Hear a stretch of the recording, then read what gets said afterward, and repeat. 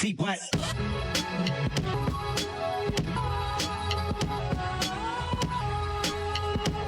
I think you have to squat like in the middle. It does. I don't think it matters if you're in it. No, you got to keep her in it. I think put it closer to the camera. What? Maybe not that close. Okay, yeah. And print. Scene one. Go. No, you got to leave and close the door. That's just take it. Hello, everyone. Hello and welcome back. Jade really wanted to be a part of this episode, so she had the what's that thing called? There's a name for it. No, it has a name. Clapper? But you know, like on set where they like clap. Yes. It might be called a clapper. Period. Maybe it's a clapper. It's the thing with the black and white stripes. And yeah, you go like that. Yeah. Dang. That Also, was a solid clap. Also, for those of you who may be confused, me and Jade are not stud for stud. I just forgot to put my earrings in today. I know, it's confusing. Mindy, I don't think anyone would think that you're a stud, first of all. I know, girl. I got my earrings in. Can you scoot up and over a little bit? And your phone's about to fall. You always put it in the most precarious places. It's fine. Up and over this way? No, to the right. And Better? maybe More? Maybe a little more up. Okay, cool. There's Well, Tabria, how was your week? let me see. Girl, busy. I feel like you. Non-stop. I have been going non-stop. And it's crazy because I haven't even posted any content yet because I'm preparing for the content. Yes. But oh my God, it's taking me so much time. Mm-hmm. But I really enjoy it. I enjoy the research process. I mentioned a couple, maybe on the New Year's resolution episode, that I want to do a midterm series. For the midterms coming up in November, I'm going through each state, what's on the ballot, yada, yada, yada. I've been really enjoying it, even though it's a lot of work, but it's not inspiring me to run for politics or anything like that, but it's just inspiring me that anybody can do this shit. Yes. Anybody can do it. I don't know about anybody. I mean, a regular person could do it. Yes. You know, because it's so many just regular, hardworking people who are running for these positions. And these are like not even just state positions, but federal positions as well. And I think, shit, it's time for a change. We have all these career politicians doing everything. Like, we need to shake some shit up. We need the people to start being representatives of the people. Because for the past, 100, 200 years, it's been nothing but the upper crust representing the smaller people. Y'all don't know shit about how hungry motherfuckers are. That's why y'all think niggas can live off of one piece of chicken and one piece of broccoli and a tortilla. Because you don't understand what it means to actually be hungry. You've been rich and privileged your entire fucking life. And when you put people like that in positions of power, they truly believe we've been living off of scraps. You can continue to live off of scraps. And how every state is run differently. And I think we obviously know that from like blue states and red states, coastal versus the flyovers. But even like LA, the city of LA, we are run by the LA City Council. I didn't know that. Like the mayor really doesn't have any power. Oh, in I had LA. no idea. Yes. And you know, when I do the California one, I'll explain it in detail. But yeah, it's crazy. I just found out that gubernatorial terms are different state by state. Yes. And that here it's 4 years, but in Virginia it's 1. Texas, they have unlimited. They have unlimited gubernatorial terms. That's crazy. That's why Abish has been there. It's one of the few. I think there's like 13 states that have unlimited governor terms. That's what gubernatorial means. I hate that fucking word. I like it. Gubernatorial. How does that equate to governor? Just because you can't say gubernatorial. I don't know. Gubernatorial. I like it. Making shit up. Girl, English is made up. All these languages is made the fuck up. And here we are, yapping in them. Speaking of making things up, I tried to segue. That has nothing to do with anything. But me and Mindy, we were talking this morning. Happy MLK Day. We're recording on MLK Day. Shout out, y'all. Yes. Martin had a dream. We living in a nightmare, but it's okay. Okay. But also, we don't got to get into it now. Yeah. But anyway, we were talking this morning about what we see with the podcast and how we want to really reach the people and just discuss things that really mean things to us, that matter to us, and just use our voices for good, which I think we've been doing. But in a concrete way. Yes, in a way that makes sense. And so y'all let us know what you think. Comment here on Spotify, YouTube, on our Instagram, DM us, whatever. Please let us know what you think. We're thinking about doing 2 episodes a week, but once a week we'll do an episode just dedicated to the news and updates, just about like what's happening within the United States and globally. Yeah, and then another episode we'll do our typical thick episode, our catch-ups, our pop culture. We pick a topic, we have a key, literally.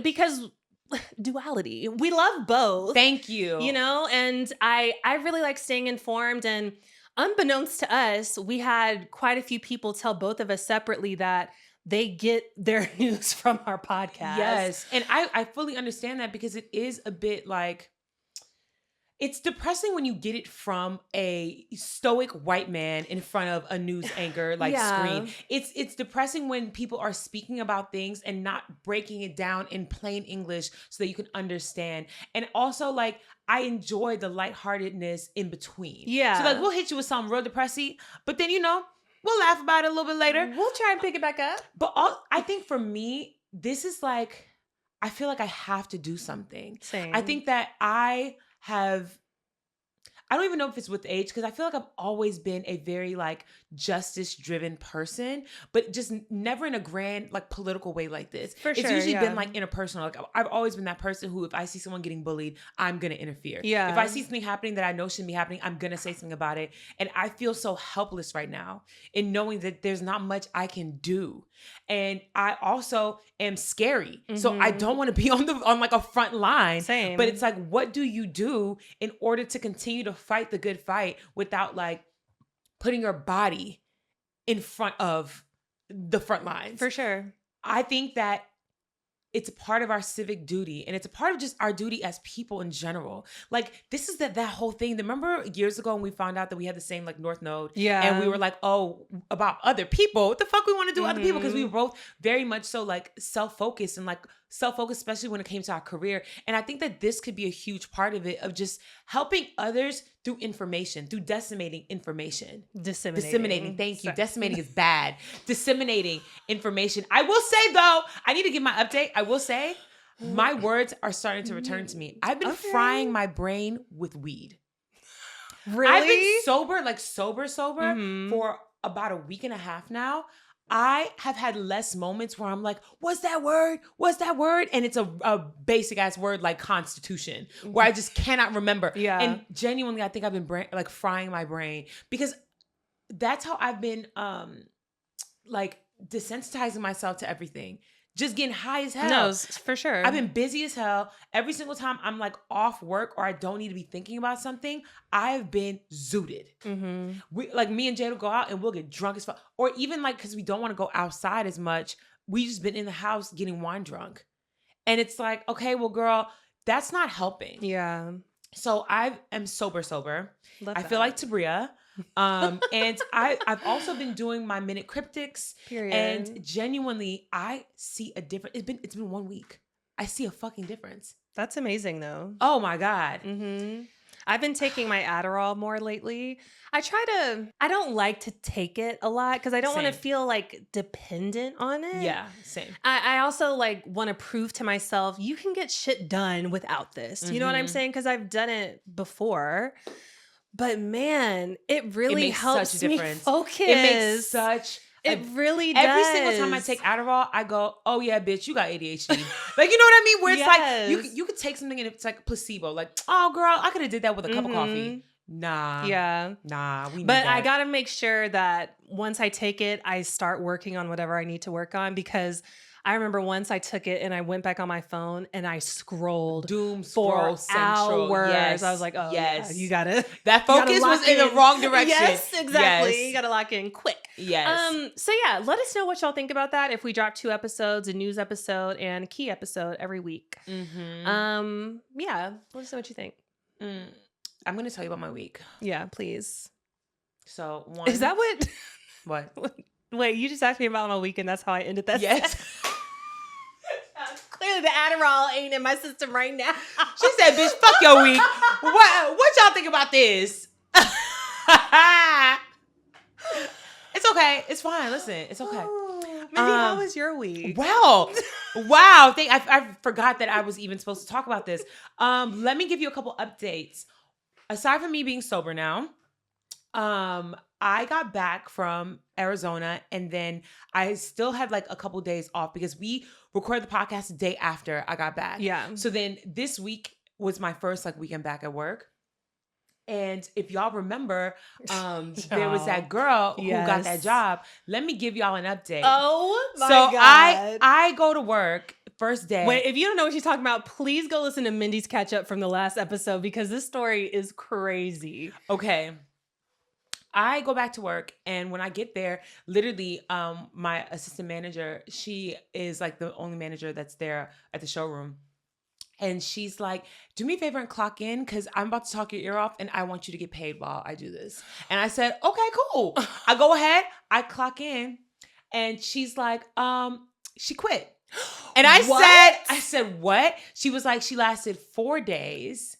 4 days. And she was like, I don't even understand what happened. It was like a whirlwind. So first off, she was like, when she got there, she did not understand how to take direction well. Mm-hmm. So like you're supposed to be getting trained, right? And for a lot of these, like everything's a one-on-one client session, right? So they have you shadow people so you see how you should like function within these appointments because there is like a standard, like it's a luxury experience. Yeah. So you have to see someone do it to then understand how it's done. So they were telling her, it's silent shadow. You just quiet, you're there, you just like watch how things go down. And she would not stop talking and like giving her own personal advice. Not only that, she kept on name dropping and saying stuff like, oh, actually, I was assisting J-Lo's assistant and blah, blah, blah, blah, blah. And oh, I worked with this person or that person, da, da, da, da, all this stuff. And it was really upsetting all the other stylists. And not only that, she was trying to sun everybody because she was like, oh, I feel like I'm working with a bunch of kids. I'm grown. She's in her 30s. Mm-hmm. So she's like, she just was very like unpleasant, but then it was very Hollywood. You know exactly what I'm talking about. So my assistant manager was like, and she kept on asking where you were. And I was like, what? She was like, yeah. She was like, where's Mindy? Where's Mindy? She was like, I kept on telling her you're on vacation. Like she's on vacation. She'll be back. She's on vacation. She would like be disappointed and be like, okay, fine. And then she'd be like, well, can I shadow you? And my assistant manager was like, I don't take appointments unless they're VIP or it's the weekends and I need to because she doesn't need to take appointments. Yeah. She's literally the showroom manager. Yeah. So she's like, well, I don't feel like getting trained by people who are literal children. I know more than they know. What are they going to teach me? What? Yes. So on her 4th day there, she works the whole day and then she pulls her aside and then she also asks to speak to the corporate showroom manager because the offices are like attached to the showroom. And of course, like, she's doing her things, but she's like, oh, bring her in. So before she gets there, she starts talking to the showroom manager. She starts crying and she says, I feel like a maid here. And it's because part of the training is they have you put all the dresses back in order for you to learn the inventory. Mm-hmm. Because if you don't know what you're looking. There's almost 2,000 dresses in this showroom. You can't sit, if someone's like, this is what I'm looking for, and you go into the racks, you're not gonna know what the fuck you're looking for unless you know where the dresses are. So a good way to learn, this is how I learned, is literally putting the dresses back. And she was like, I'm cleaning up after other stylists. Like, I feel like I'm a maid. Oh my God. And she was like, and I almost got booked to work 2 days and that's $300 a day that I'm passing up and I'm not making commission yet because I'm still training. When am I going to be able to be on the floor? She was like, I built a career for myself and when people come in here, how am I supposed to explain why I'm here? And like, she was just basically letting the clout aspect of it get to her. Why the fuck did you apply for this job? Why the fuck would y'all hire her? What the fuck? Oh my God. Literally, it said that she was crying, broke down into tears, and then quit. My thing is this, baby girl, you're quitting and you're talking about $300 a day. I know it's not that because I know you're talking about Fashion Nova. It is $250, baby. And that money, you can make way more than that one day of work at my job. Mm-hmm. you are way too worried about the fact that people are going to be like, oh no, she's working in a bridal shop, but wasn't she assisting, motherfucking whoever? Didn't she work for this high fashion brand? Girl, every single stylist I know has a job. Humble yourself. Yeah. Humble yourself. And I promise you, nobody is thinking about you. Nobody's thinking about you. Nobody is, girl. So she quit 4 days in, and I was like, honestly, that was God. No, because I was finna say something to her. I literally was. And y'all working together, you would have hated it. No, I would have said something to her for sure. As soon as I got back there, everybody at my job, they were just like, Mindy, we're so happy you're back. And they were like, oh my God, she was such a fucking bitch. And like one person said, I liked her, but he's no, but he's funny and I genuinely love him, but he's like a cunty gay. Mm-hmm. And so he's like, she was a bitch, but I like that. Like, oh my God. Like generally speaking, my impression on her was very accurate because nobody would meet someone that they didn't know and be a bitch. You were so mean to me. Yeah. First time you even interacted with me. That is a sign of a bad person. Of course. Oh. And now, look at where we at. I'm back at work. You ain't got a job. And that was all you're doing. Y'all, go back to Fashion Nova. Have fun. Have fun. Child. Did I tell you about like their new office and everything? Yes, yeah. Beverly Hills. Mm-hmm. Girl.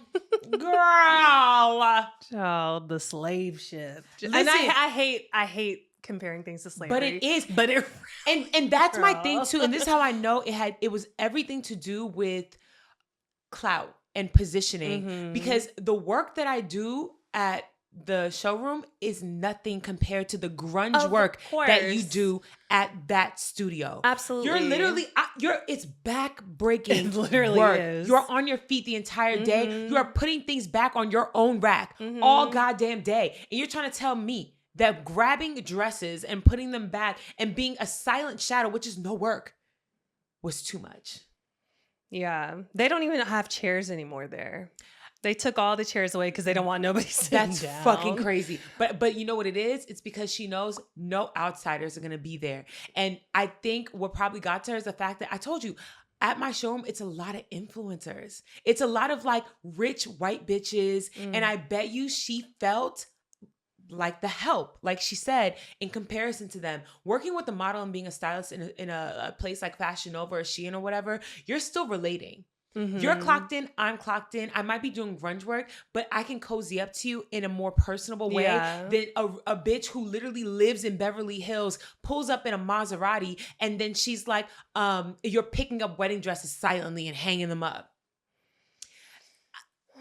Humble yourself, baby girl. Yeah. Humble yourself.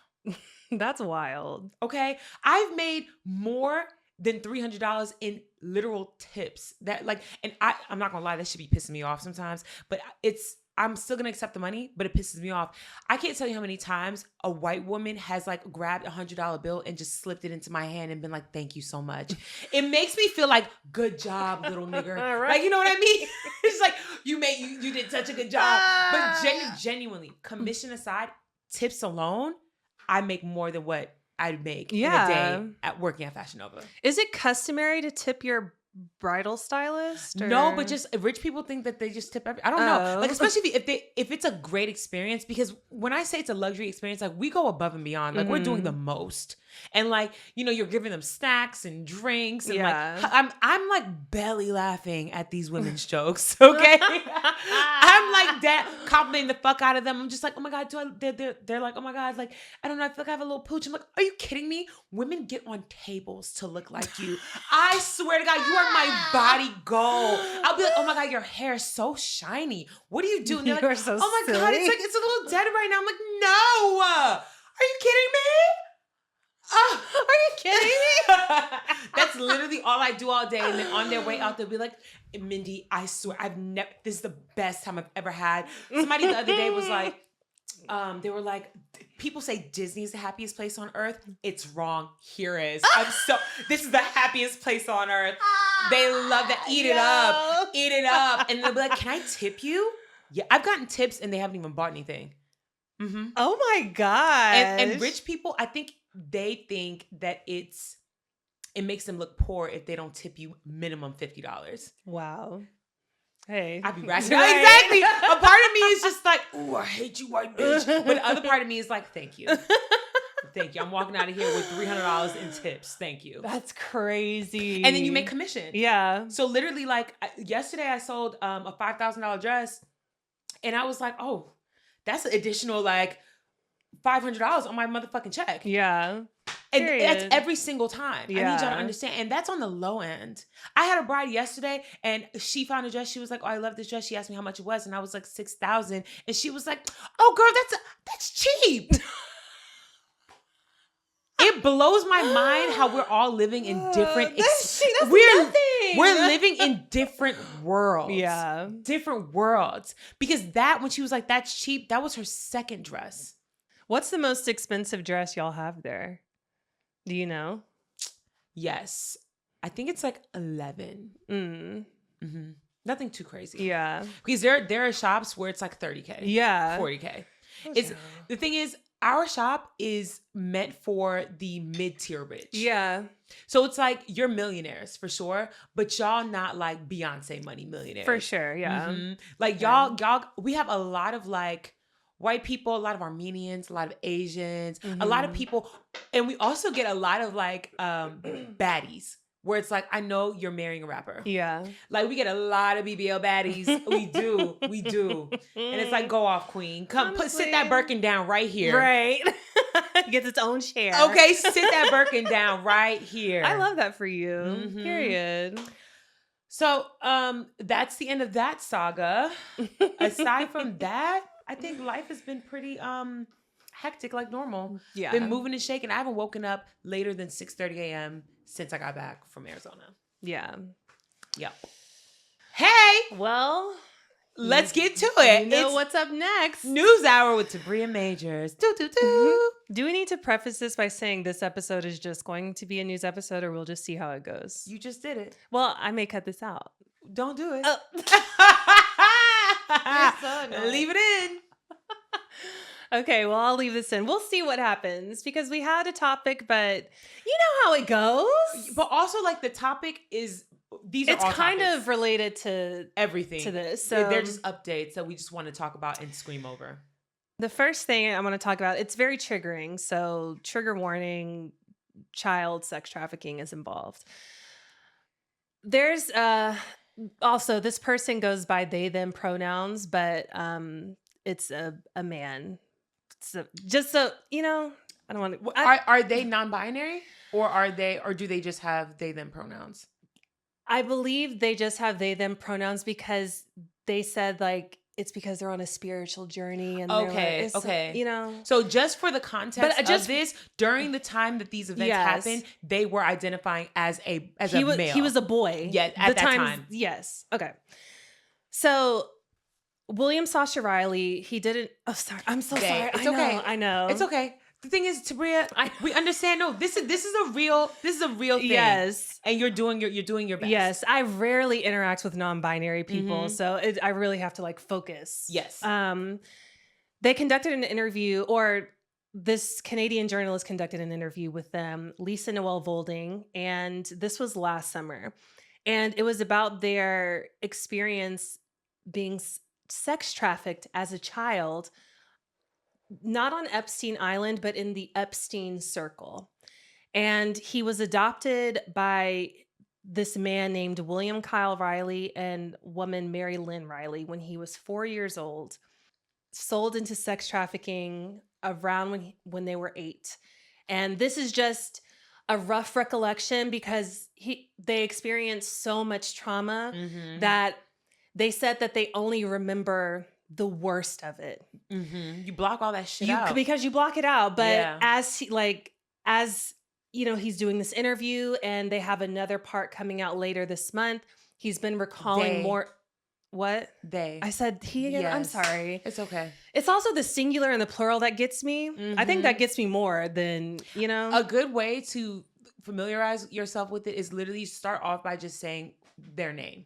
Yes. Okay. Instead of using pronouns. So as Sasha is recalling all of these events, they're able to recollect more and more of what happened. And so I'm really interested to see what comes out later. But it was 6 audio files that I believe were released where they discussed the trauma that they experienced. And I won't go into full detail about it here, but it involved physical, mental, sexual abuse of children, rape, torture, and murder of children. And I listened to it. They speak very matter-of-factly, so it was I was able to get through all of it, surprisingly. But these people, mind you, he mentioned Trump by name as one of the worst monsters he's ever experienced. He said, they said Trump warrants the whole thing. And he's so fucking sadistic. And he wants to see people tortured and to denigrate you. Mm-hmm. Pure evil. Pure evil. One thing that I'll mention, went to a party. This is Trump back in one of their sex parties. Went to a party and he said, I want to kill something. He asked if they had anything for him to kill, any person they had for him to kill. And whoever was around, they said, this isn't that kind of party, but we got some puppies in the back that you can.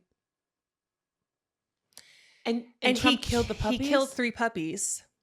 He snapped one's neck, he slit one's wrist, and then he waterboarded the other one. Not slit one's wrist. He slit one down like the stomach, and then waterboarded the other one. What the fuck? He's sick. What the fuck? But the thing is, like, no shade at all. This is exactly what people talk about when they say you get so rich. Yes. And you experience so many things. Yes. That now only the extreme can give you that dopamine hit that you're looking for. For sure. Because everything else that a regular person would find enjoyable, you're already bored of. Mm-hmm. And so not only that, you're just evil in general. Yeah. I saw a TikTok yesterday.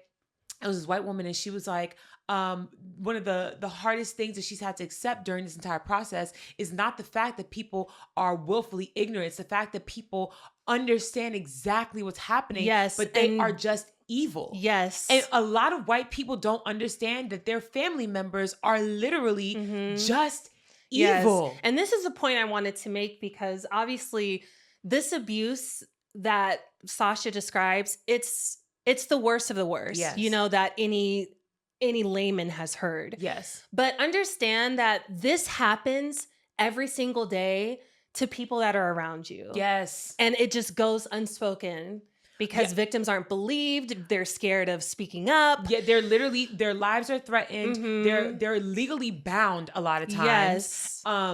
And I will say this, the one thing that I got from the Sasha tapes in the interview, and I don't know if this is something that they said themselves or if it was inferred or if it's just like rumored, but you know how there's that rumor that Trump wears a diaper and he's been wearing one for years? Mm-hmm. They say it's because there was an event where he was assaulting Sasha. Yes. And Sasha kicked a pole up his ass and it fucked him up so bad that now he cannot hold his bowels. Which I believe because Donald Trump's personal doctor for the past 30 years, he recently passed away. Mm-hmm. He was a gastroenterologist. Yep. That's your personal doctor? Yep, because that's the biggest issue you got. Yeah, because you got a shit in a diaper and you cannot hold your bowels.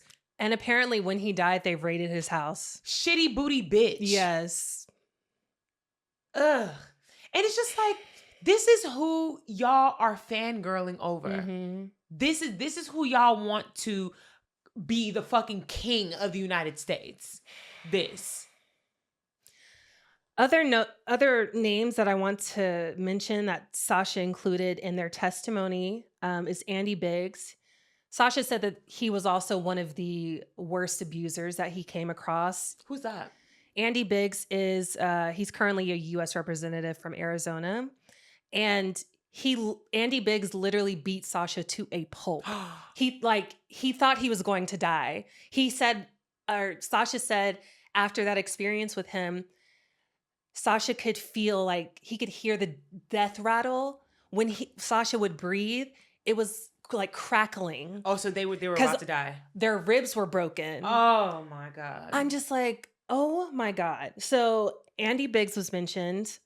Jim Jordan, who is currently the U.S. representative for Ohio. Lindsey Graham, I know a lot of you have heard that name. He's a senator from South Carolina. And Clarence Thomas, who is a sitting Supreme Court justice. The thing is, Clarence Thomas been a coon. Been a coon, been a sellout, been somebody who I've completely written off as salvageable. Their soul is not salvageable. I already knew that, but I never, ever, ever thought that they were playing these fucking games too. I never, ever, ever thought that. I just thought they were a coon. And Sasha says with 100% confirmation, they know that Clarence Thomas was there because the fact that he was Black, he was the only Black person there. Of course. Sasha said it was incredibly rare to see any Black people there. And when Clarence Thomas was elected to the Supreme Court, they said that their dad, William Riley, was so excited once Clarence Thomas was elected. And Sasha was saying, I just remember my dad being so happy because he was like, oh, we got one in office now. We got one in the Supreme Court. And that makes sense too, because why the fuck else would they let him? Yeah. Why? Why would they let him? And then when you think about all of the male politicians specifically who have adopted children, who have adopted boys too. Oof. And I'm just I'm shaking right now thinking about it. And it's crazy because I saw a TikTok and someone was discussing this and they were like, why would they let Sasha live? And someone stitched it and responded and basically was like, it's so much harder to come by a male victim that they can continue to victimize that would not fight back in a physical way and that they could actually use in that way. No, unfortunately, it's easier to get little girls. Yeah. Boys are harder to come by. So they are more willing to maintain even through things like them trying to fight back and a pole up their ass and beating somebody to a pulp and still not killing them, the whole nine, because it's rare to find victims. And, this is a huge trigger warning, but they always kill the girls. Yeah. They always do. Because it's easier to find victims. Yeah. This is really getting to the point where conspiracy theories feel so much truer than they ever have because we have the evidence now. And I remember back when the Epstein files were first announced, everybody was saying that those girls or those women were lying. And now we have verifiable proof. The courts have decided that they were telling the truth. And every single person that comes out after that, you have to assume they are telling the truth. I do not think Sasha is lying. I don't either. I don't. And the dad's name, William Riley, he goes by Bill, is listed in the Epstein files. Of course he is. He's a pilot. He was responsible for flying people to and from the island. Of course he was. So that alone right there, hello. And Sasha has been trying to get this story out since 2021. Mind you, do you know how he found out? Or how Sasha found out that this was in the public kind of? No. So he's in the army. He was in the army. Sorry. Yeah. Tabria's trying her best. It's fine. The plural that gets me. I know. Listen, it's one of those things where you have to, I think that, this is a sidebar. I think that people who expect people to just automatically know how to do that is, it's impossible. You have to kind of learn. Yeah. And the fact that you are willing to correct yourself and you are self-correcting is a good thing. It's okay. No one's gonna sit here and picket sign you to death. I promise. I got you, girl. Okay. So they were in the army, and I believe in 2008, his sergeant called Sasha into his office and told Sasha, hey, we just found this tape and we think you're on it. Because one of the army men or military guys was watching the tape.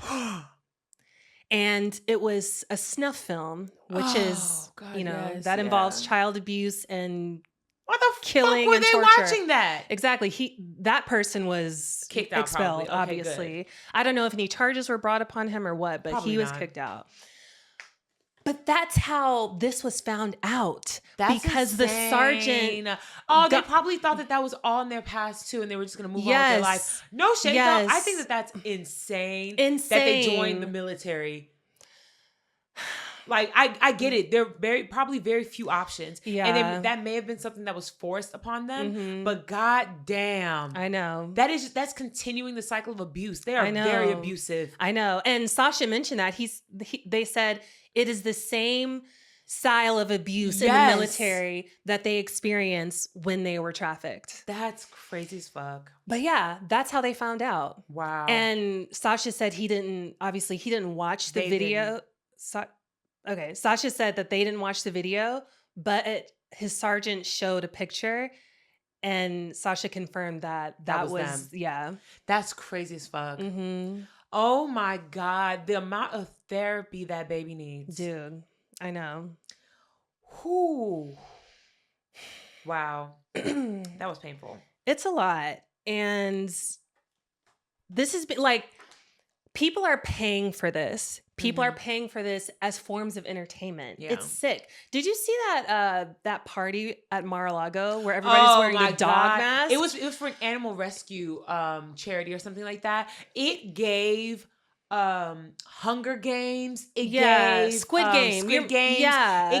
It gave dystopian end of the world aristocracy still eating cake while everybody else is suffering. How in the world, with the backdrop being what's happening in Minnesota, are y'all putting on these ugly ass dog heads in these fucking medieval ass Renaissance gowns, dancing poorly, mind you, around pools in Mar-a-Lago in the Florida fucking heat? Yeah. I cannot wait. And the thing is, I know it's not happening this year, but the rich are going to face the ultimate demise in this nation. I know that they are. I hope so. It's on the way. It's on the way. And unfortunately, some people will escape. We've already seen it. How many billionaires have left and no longer live in the United States, even though they conduct business here? Yeah. It's already happening. But when the shit truly hits the fan, a lot of these motherfuckers are going to burn. They are. I hope so. They're going to be locked the fuck up in jail. I fucking hope so. They understand, and the fear is real. It is real. That's why Trump even said to the Republicans, he was like, we have to win the midterms or else they're going to arrest me. Yes. He knows. Yes. He knows. So they definitely know, because the DOJ, they just said that the court can't force them to release the files. So the Epstein Transparency Act, that was signed into motion December 19th. So December 20th, they said 30 days from December 20th, the files had to be released, which should be like this week, I guess, accounting for Christmas and the holidays, maybe next week, whatever. And in response to that, the DOJ said, y'all can't force us to release the files. We'll release them if we want to. There was like another mediation party that the Democrats Oversight Committee wanted to bring in just to make sure like this is this is bipartisan. And they said, no, we just don't need to release it. Only a small fraction of the files have been released so far. It's literally millions of pages. Did you see that the Clintons have refused the subpoena for them to testify? No. So they refused it. And I've seen a couple lawyers talk about how this was actually a very smart legal move, because if they refuse the subpoenas to testify, they would then have to be subpoenaed to testify publicly. Which means that if you want, Bill basically saying, if you want me to talk, I'm gonna talk. But I'm not about to do this shit behind closed doors, because then if they were to, then they could just here we go, I'm losing my words again. You know, they black it out. Oh, redact it. They would just redact everything. So it wouldn't be public. So when the files do become public, it would just be redacted.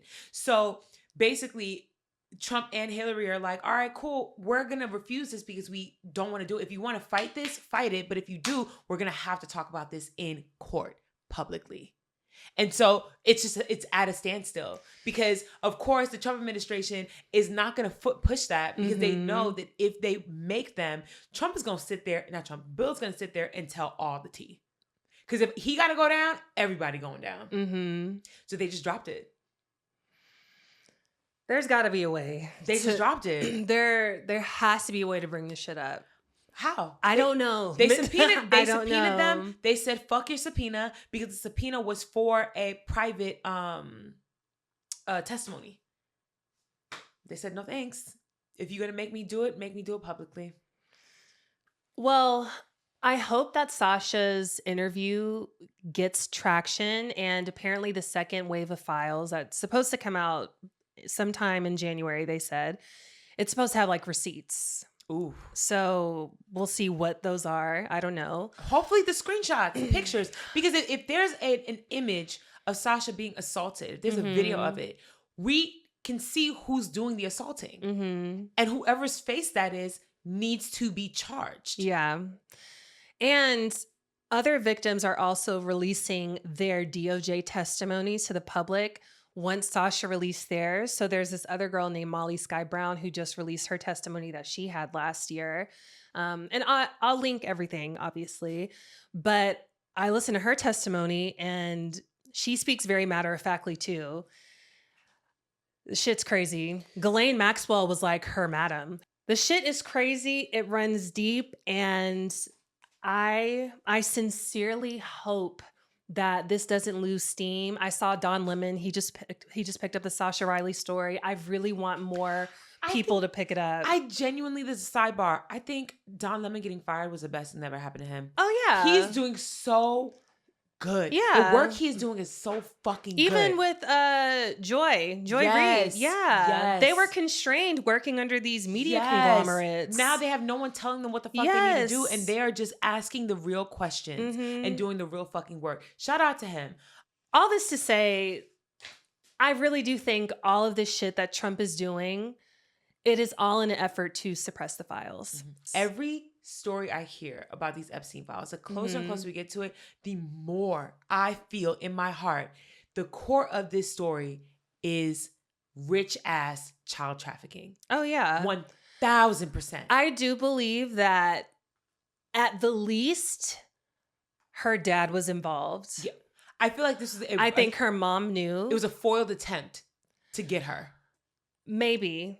The picture floating around where people think it's Ghislaine, it definitely looks like her. It's not confirmed. And people are saying that picture is from the files. It is not from the files. No. I want people just to be sure, like, you get your information right, because if we're battling something like this, shit's got to, I's need to be dotted, T's need to be crossed. No, for sure. Because the more that they can prove that a lot of the narratives are false, they're going to double, triple down on the conspiracy theory thing. Yeah. Where it's just like, oh, it's a smear campaign. You guys thought that this was part of it and it's not even real. Yeah.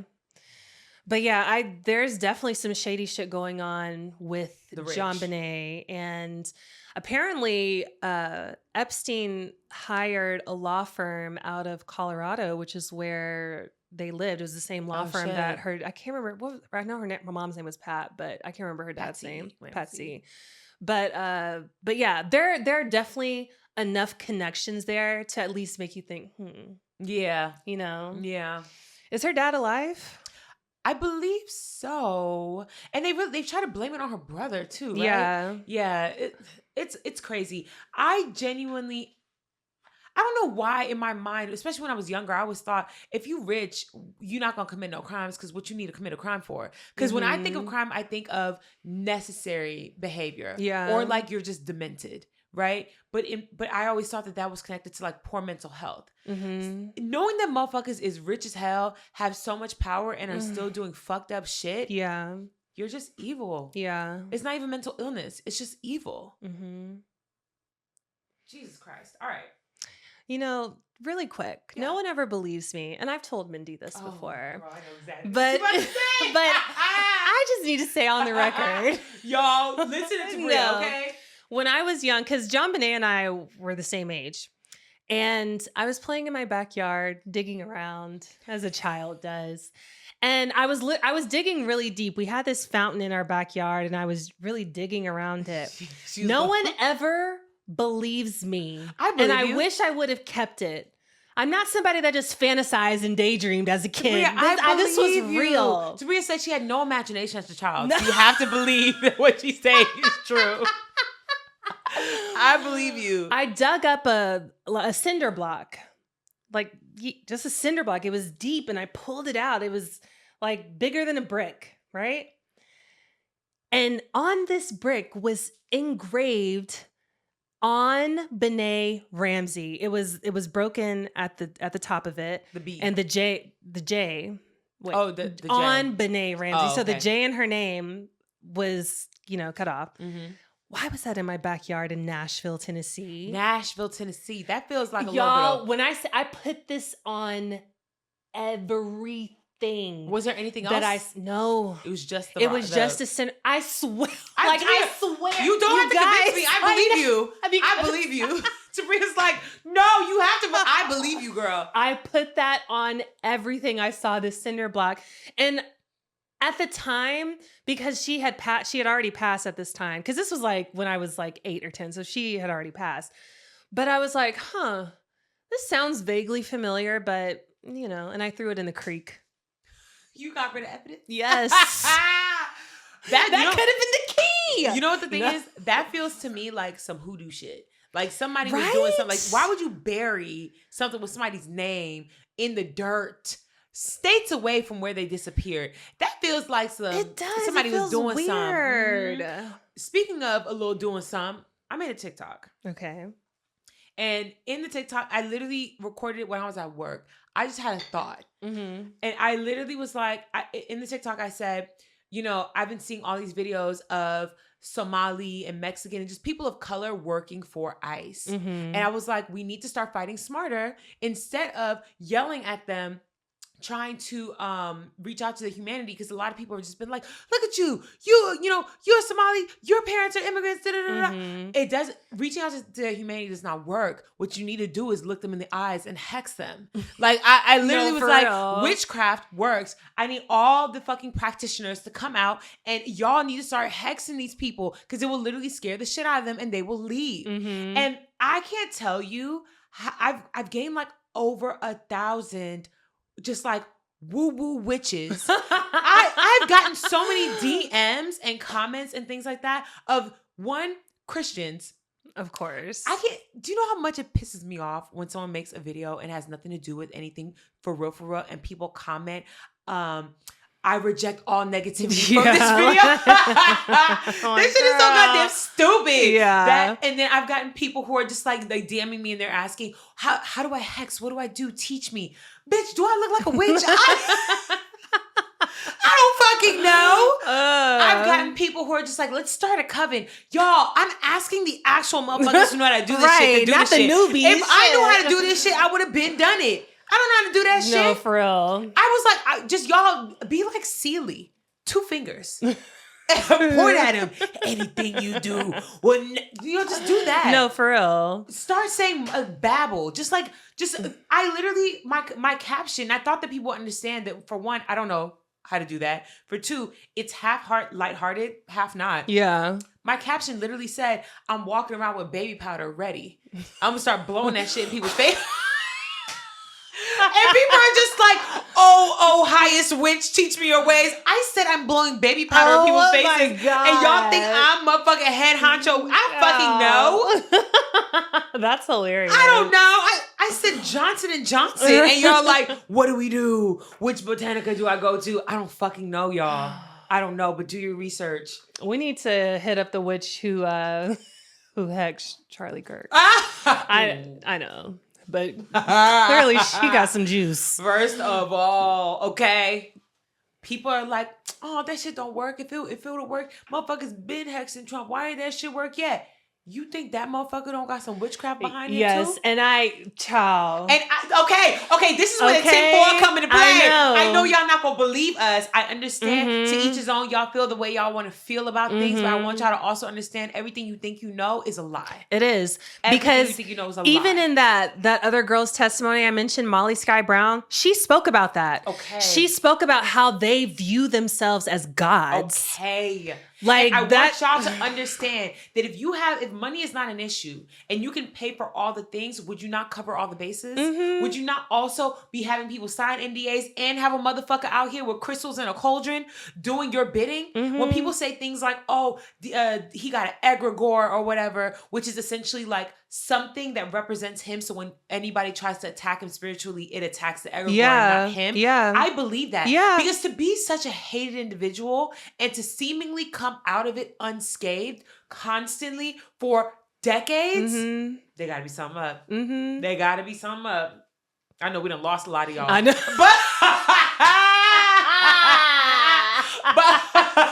But I don't give a good goddamn because this shit is motherfucking real. Mm-hmm. One thing I know about people of color, as much as y'all want to sit here and y'all want to pretend like y'all don't believe in this shit, you do. We all fear it because we know it's some truth to it. Mm-hmm. That's why we stay clear of it. Okay? You're not going to see me playing with no motherfucking Ouija boards. No, hell no. Nope. Okay? No. Because I understand that there is power within that. Y'all also have to understand that before Christianity, every single nation and race of people still feared witchcraft. Yes. Before any of this. Mm-hmm. It is real. You look at fucking ancient Mesopotamia. They had some shit like that. And you think Donald Trump and the rest of the fucking Republicans, they don't believe in it? Get the fuck out of here. Mm-hmm. Get out of here. Anywho. All right. I reject all negativity. Yeah. Right. Okay. Okay, this is the last thing. Just to let y'all know, literally every single week, I could talk about a child sex trafficking something that happened in the news. I choose not to because it's really hard for me to talk about. But I just want to mention that last year, I believe in August, that a child sex trafficking ring was raided in Alabama, which is one of the states that Sasha Riley mentioned in their testimonies. And they rescued 10 children ages 3 to 15. 3 to 15. And oh my God. all of the children experienced abuse, rape, and torture. So I just want y'all to know, like, this shit is real and it happens all the time. Every state, every city, look around. Next time you go to Walmart, at least 3 people in that bitch have experienced sex trafficking. Yeah. It's not a joke. And It's we really not. try to pretend. And this is why I don't think that we need to be receiving all of our news from the news. Y'all got to start doing your own research. Googles are quick and easy. Mm-hmm. There are so many stories that go, because so much happens on a daily basis. And there's so many things that are just blown over, swept under the rug. Like, I saw Don Lemon posted a video where he walked up to a vehicle and it was an older white man and I think his wife was in the car and he, with the mic in hand, he was like, how do you feel about what's going on? And so the guy gave him the very Fox News version of it. Like, oh, this is necessary. There's so many illegal immigrants committing fraud and they're doing, the job that they're supposed to do, all this shit. And so Don Lemon was like, actually, that's not true. Gave him the facts. And he was like, that's not true. Because I literally he was like, I watch the news every day. I only watch the news. And this is what they're saying. And he literally said, can I show you? And on the DHS website, pulled up the actual numbers and then showed it to him. And he was like, that's impossible. He was like, I'm at a loss for words. Why would they report one thing and then it be on the website something different? And literally, just with one quick Google, rocked this nigga's entire world. wow. One fucking Google. And the thing is, he could have did it for himself ages ago. Ages ago. But he thinks all the other networks are fake news. Yes. Yes. The lingo that they use that's fake news. And look at you, a leftist propaganda. Blah, blah, blah. It works. It works. And it works on people like that man. Yeah. It works on the boomers. It works on those who are too lazy to do their own work. It works on anyone who's educated within the United States because we have been taught to accept whatever they tell us to be the truth and the reality of the situation. A lot of the story and the history that we have been taught painted the picture in the most beneficial way to America. Yeah. Right? So in a lot of these stories, we have always been the good guys, even though we've been the bad guys. And people have to learn to do their own research and to unlearn what we've been taught, y'all.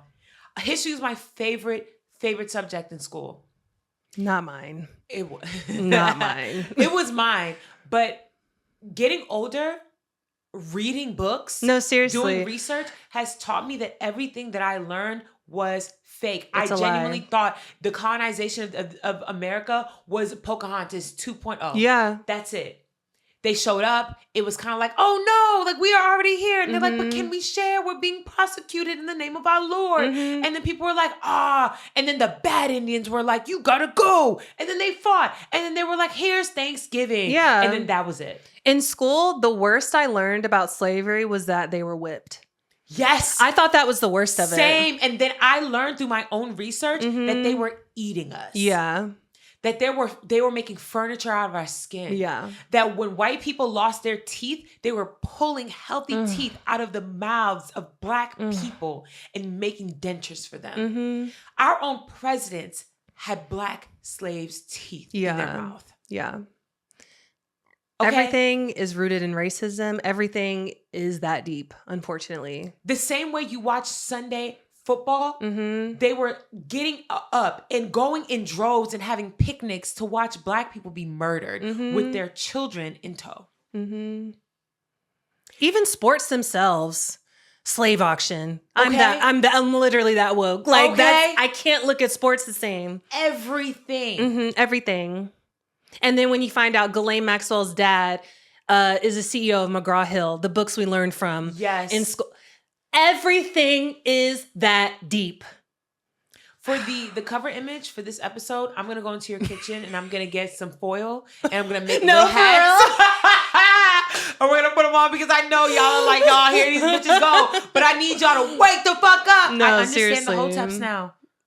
They're just not educated, but I understand the direction. I understand the big picture. Y'all, we gotta wake the fuck up. We do, because to be honest with you, we wouldn't be in this position if we were more educated. I know. I'm so scared for the midterms because as much as we are trying to do our best to spread this information, people are still willfully ignorant. I know.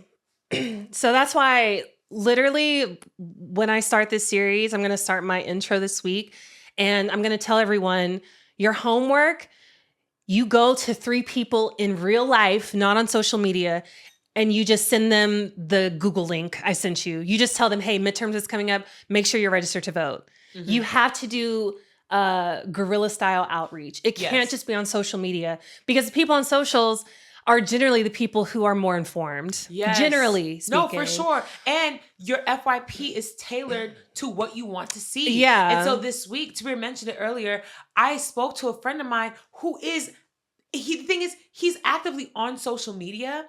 It's just that his feed is tailored to funny videos and cat videos and things like that. And when he does get news updates, it's only like the most prominent stories. Yeah. Like, he knew about Renee Good, but he didn't know anything else. Yeah. He doesn't know that her wife is being investigated. Yes. He doesn't know that people are out here petitioning for her children to be taken away. He didn't know anything else aside from the fact that she was shot. Doesn't know anything about what's happening in Minnesota for real, aside from the fact that people are just protesting.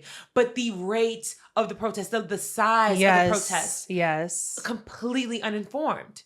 And he's very smart. It's just he doesn't have access to this information. You have to start telling people. The same way I just told y'all about how Don Lemon just stopped a random vehicle and educated that man, and now he has his eyes opened. We can do that for other people within our community. Y'all start talking about this shit. Yes. Look up who is running in your local and state and federal elections. If you want to get behind somebody, if you want to volunteer to help, amplify someone's campaign, do that. Please. Sign up to knock on doors.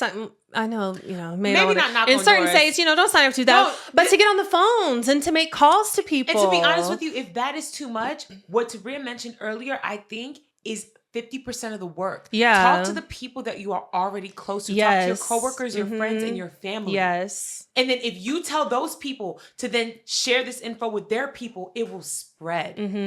It will spread. You got to think about it. Back in the day, before TV, before the internet, before telephones, before any of that stuff, that is how information spread. Yeah. We got to take it back Word to of the roots, mouth. take it back to analog, y'all. Absolutely. And I know we're all discouraged right now. This is all doom and gloom. I know it looks bleak. But the fact that he is fighting so hard to try and get these midterms canceled, it gives me hope because they're panicking. They know that they are in hot water right now. They know they only have not even a 40% approval rate. Yeah. People are not on his side. At all. And I need you guys to treat the midterms like this is our shot. This is our shot. Okay? And please, look, I get it. I know I hear all the time, we can't vote our way out of fascism. You think we can look, yeah, we can't vote our way out because only 25% of people show up to vote in midterm elections. So no, of course you're not going to vote anything out when you don't show up. Yeah. People died for your right to vote. Exercise it at the least. Yes. That's the least you could do. And especially specifically to the Black community. And I understand Black fatigue is real. And I'm not asking y'all to go on the front lines and to march or to do anything like that. But the least that we can do is share this information with our own community. And please, please ask your friends and family to go vote. That is it. It is for our own best interest. Now that they're out here stopping anybody who is Black or brown, asking for proof of citizenship, and nobody's walking around with their passport or their birth certificate on them. Right. We are also getting picked up. We are also getting put into paddy wagons and kidnapped. Protect your family by informing them and by voting. That is all that I'm asking. That's it. Okay. All right.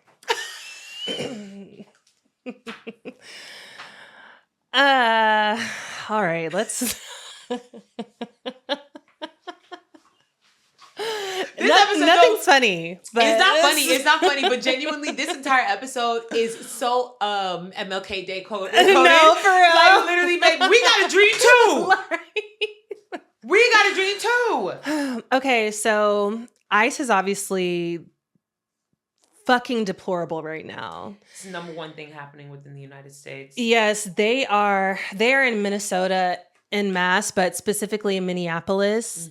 Like the videos coming out of there are fucking insane. They're doing door-to-door knocks now.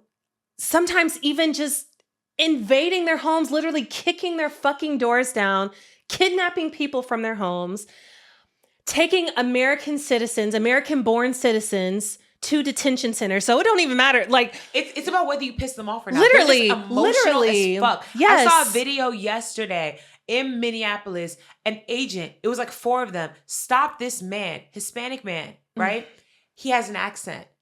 The fucking ICE agent questioning him has an accent too. Yes. And he was like, where were you born? Where are you from? And he was like, where were you born? Where are you from? Exactly. He was like, why are you stopping me? He said, I'm stopping you because you have an accent. I need proof that you're a citizen. You got an accent. You prove to me that you are a citizen. And what did he do? Got pissed off because he clocked his fucking T and locked his ass up. Didn't even give him a chance to pull anything out. Y'all, it is getting very real out here. They're strangling people. They blinded this one guy in his eye. Of course, in his eye. Sorry. That was redundant. They blinded him in his motherfucking eye. That nigga can't see with his eyes. They blinded him in one eye. Is what I mean. Not funny. Literally, he will never be able to see again and out of that eye. He's so young. He's so young. So fucking young.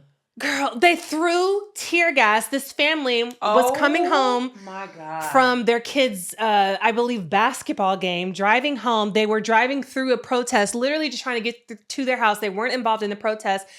ICE wasn't letting them through, asked them to roll down the windows. They literally threw a tear gas bomb into their car with all of their children in it, their 6-month baby in it. All of them hospitalized. 6-month-old baby stopped breathing. Literally, the baby had to be resuscitated. That baby would have died. Literally could have and would have died if they didn't act quick.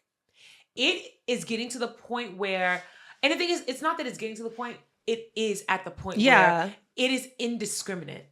They are attacking everyone. Everybody. Everyone. And it's all about your emotions. Oh my God. And there is proof that they have ICE agents dress up in plain clothes to be agitators. Yeah. There was a video where a group of people, and this is during the same, and we're going to get to this is during the same rally where Jake Lang ran off.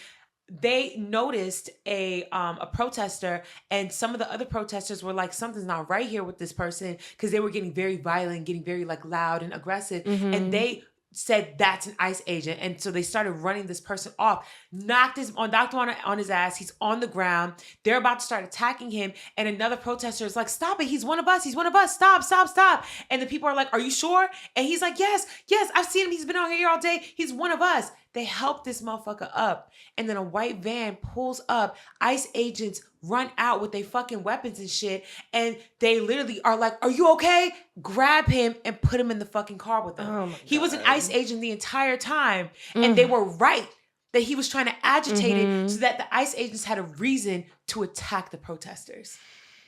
This is the kind of warfare that we're dealing with. We are actively in a civil war with our own fucking government. There is no reason why a protest is peaceful. They put somebody in a fucking flannel and a beanie and make them start throwing things at ICE so that ICE can then start shooting people in the fucking face. Yeah. And the answer to it is not, well, that's why y'all should just stay home. Stay home for what? So they can just knock on your door, literally bust in that bitch and take you anyway? They're going door to door. Do you know how many people are like, oh, well, I don't know where my birth certificate is. I have no idea. Well, you got to go now. You got y'all shit by the front door? And even if you do present it, they take your fucking passport. They've stolen people's passports. Yes. Based off of how you act. They literally, if you give them any kind of lip, it's a wrap for you. It's a done deal. That's why I told my friends this, but it may be wise to get a passport card. They're only like $30, you said. I think they're $30 and then I don't know. Yeah. Maybe like 60. 35. Yeah. Probably when you, And you can, if you apply in person, you don't have to give up your passport book. So I'm going to the post office this week to get mine done. I'm not giving them my passport if ever I'm caught up in that. It's $30. Yes. Oh, okay. And to expedite it, obviously, it's more. But yes. Yeah. And the passport book is $130. Okay. Guys, if there was ever a time for you to get your passport, if there was ever a time for you to get your passport card, seriously, it's now. It's now. Birth certificates are big ass sheets of paper. Nobody want to walk around with a piece of loose leaf. Right. Also, you don't want to lose that. That's a very important thing. You can get a passport replaced. You can get a passport card replaced. Go get your identification, y'all. I'm not playing with my parents either. I'm being so dead ass. If you are black, if you are brown, if you are a person of color in any way, shape, or form, protect yourself. White people, this is y'all's fight for real. Because you are still not being targeted. Literally, you're still not being targeted. In Minneapolis, I don't know. But that's because they're arguing, they're fighting back, they're being vocal. Yeah. So literally, it's the dissent that they are fighting against. But they are not walking up to white people saying, "Let me see your ID." Right. They're not doing that. They're doing it. I literally saw a video today. They walked up to a man in his car, a black man in his car. He had just gotten into his car from like a Walmart, and they ran up on him. And they were like, "Where's proof of citizenship?" And he's like, "Bro, I don't got it on me." They took him. Who the fuck? You think that he's going to Walmart with his passport on him? They took him. This is literally, I saw a video of someone walking their dog and they took him and they left the dog on the street. And a random white woman walking by was like, took the dog and was like, "What's your name?" I saw a video of a woman, a Hispanic woman, getting stopped, and she was just like doing regular shit, like running errands. Stopped. They picked her up, and as she was yelling, like she yelled her name, because you know that's the thing they do now, where people be like, "What's your name?" So she yelled her name, and she was like, and she yelled her child's elementary school, and she was like, "Please let him know I can't come get him." Who the fuck is gonna come get my kid? This is what we're living through. And this is why it's so necessary to sit through the discomfort. of having to hear these things that I know are so bad. I know that it gives you anxiety. I know that it's fucked up, but you have to be informed on what's happening, because if you're not, and you try to have a conversation with someone and they're just like, well, they're only rounding up the criminals. No, they're 73% of the people that they've arrested have been people with no criminal record. None. And then a huge percentage of those people are American citizens. There's a woman, I need to find her name because I refuse to talk about the story and not actually say her name. But there's a woman who has been proven to be an American citizen. Mm-hmm. There have been signed affidavits from the hospital she was born in, from the doctor who delivered her, from people who have known her entire life that she is an American citizen. She has been in ICE custody for over 2 months. They refused to release her. They've given in proof of her birth certificate, everything you could do. The woman that I'm mentioning, her name is Dulce Diaz Morales. Okay. They did release her. She was in ICE custody for about a month. She's 22. She's a college student. They released her. They put an ankle monitor on her, and they're still planning on deporting her, even though it has been proven multiple times that she is a U.S. citizen. What? Yeah.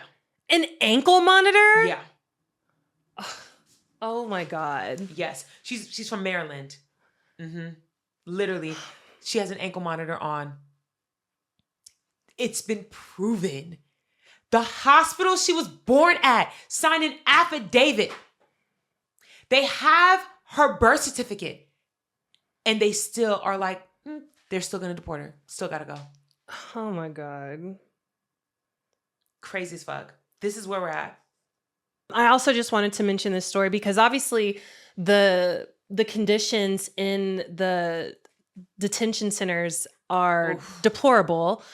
And there was this one story where a woman was getting raped by an ICE agent every day in exchange for communicating with her daughter. Yes. I saw that. Yes. Did you see the story about the man who once he was released, because I think they fully deported him, he immediately went and reported that he witnessed his cellmate being murdered by an ICE agent. And I think this happened in December. This month, they of course they had to do an autopsy because he reported it to the FBI, and it has been determined that it was homicide. He died by strangulation, and they still have not charged anyone with the crime. Nothing. So now they can just murder people in their cells and get away with it. I really wish in the press briefings that the White House holds every week, it's with Caroline Leavitt, but I really wish they would challenge her on things like this because they've challenged her on Renee Good and on ICE as a whole, but I want y'all to bring up specific instances where it's verified that they are harming people and killing people unlawfully.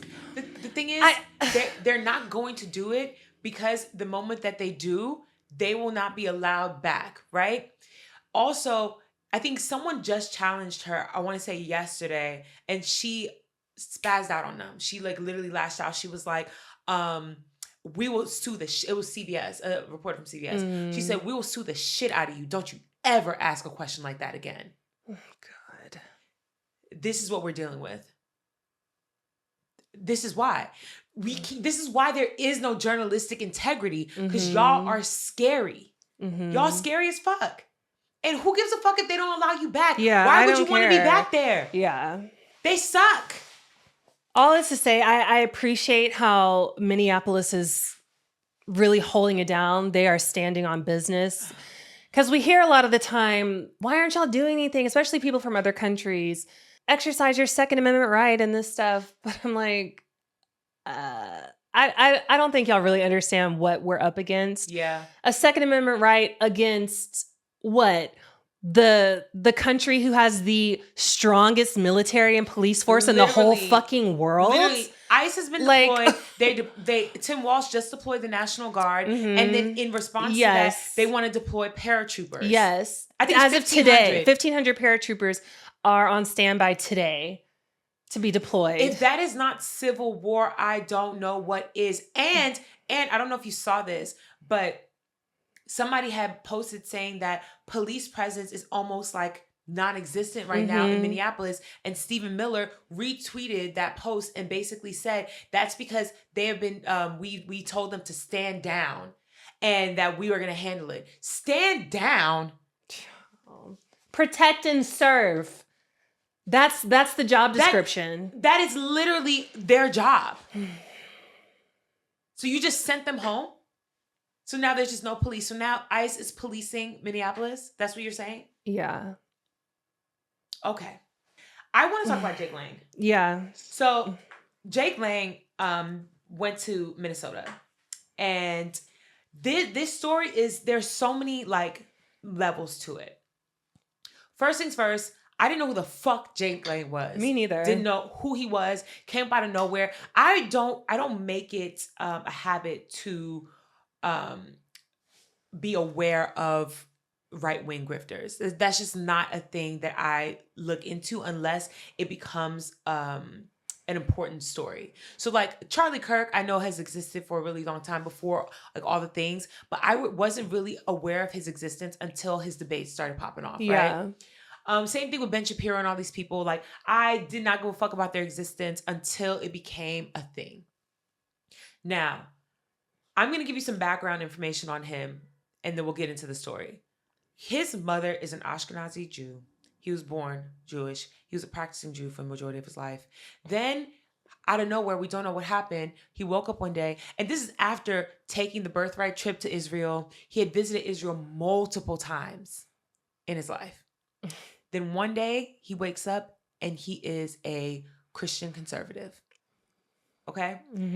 Now he is not only a right-wing conservative, he is also someone who has become a social media content creator, going to cities that are populated with Muslims, burning the Quran in front of their businesses and in their neighborhoods. There's literally evidence and footage of him smacking Muslim people in the face with bacon. He's extremely violent. Everywhere he goes, he does a Nazi salute. Did I just mention that he was a Jew? Yes, I did. And he is doing the Nazi salute, okay? He is extremely, extremely racist, Islamophobic, all the things. He was convicted of, I think, 11 felonies during January 6th. He was one of the insurrectionists, okay? When he landed in Minnesota, of course, he's live streaming the entire thing. And a part of his live stream in the beginning, before he went out into the actual protest, was him saying, I'm here, I'm ready to kill all these motherfucking Muslim fucks and blah, blah, blah. I'm going to burn the Quran, like hyping himself up. He goes out there. Of course, the people in the protest, they recognize who he is. He's saying the things, he's doing the salute. Like he's really out there trying to like shake shit up. He fucked around and found out. They started beating the shit out of him. He's now cornered. A black man put his body in between Jake Lang and the crowd and protected him. A black man protected a man who, with his own mouth, has said, kill the niggers.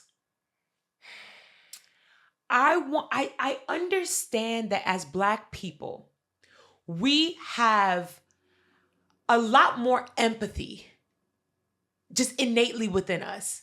You know what I mean? Yeah. I think that Black people, we are very loving, caring people. Yeah. Naturally. Yeah. That naturally, we're just hardwired in that way.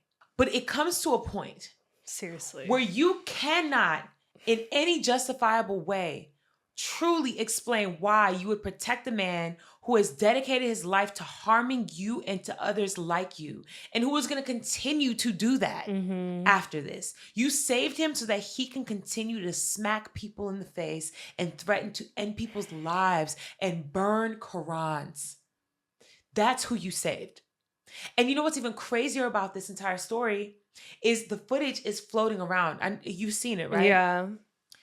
Alongside him was a woman who also was a protester and also put herself up there with the black man to help protect him. And now the story is being spun that she is the hero. They're only speaking about this white woman. Of course. They're only speaking about this white woman protecting this man. Okay? That's one. You know, I'm not one to speak on white solidarity.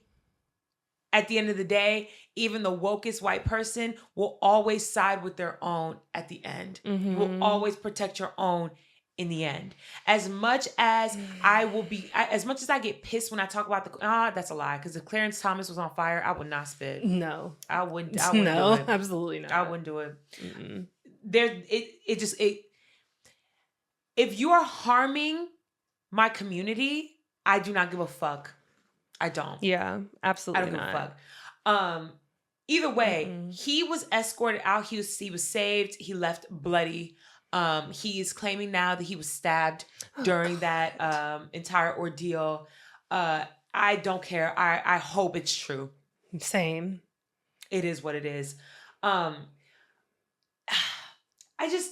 It's such a delicate situation to navigate as a Black person.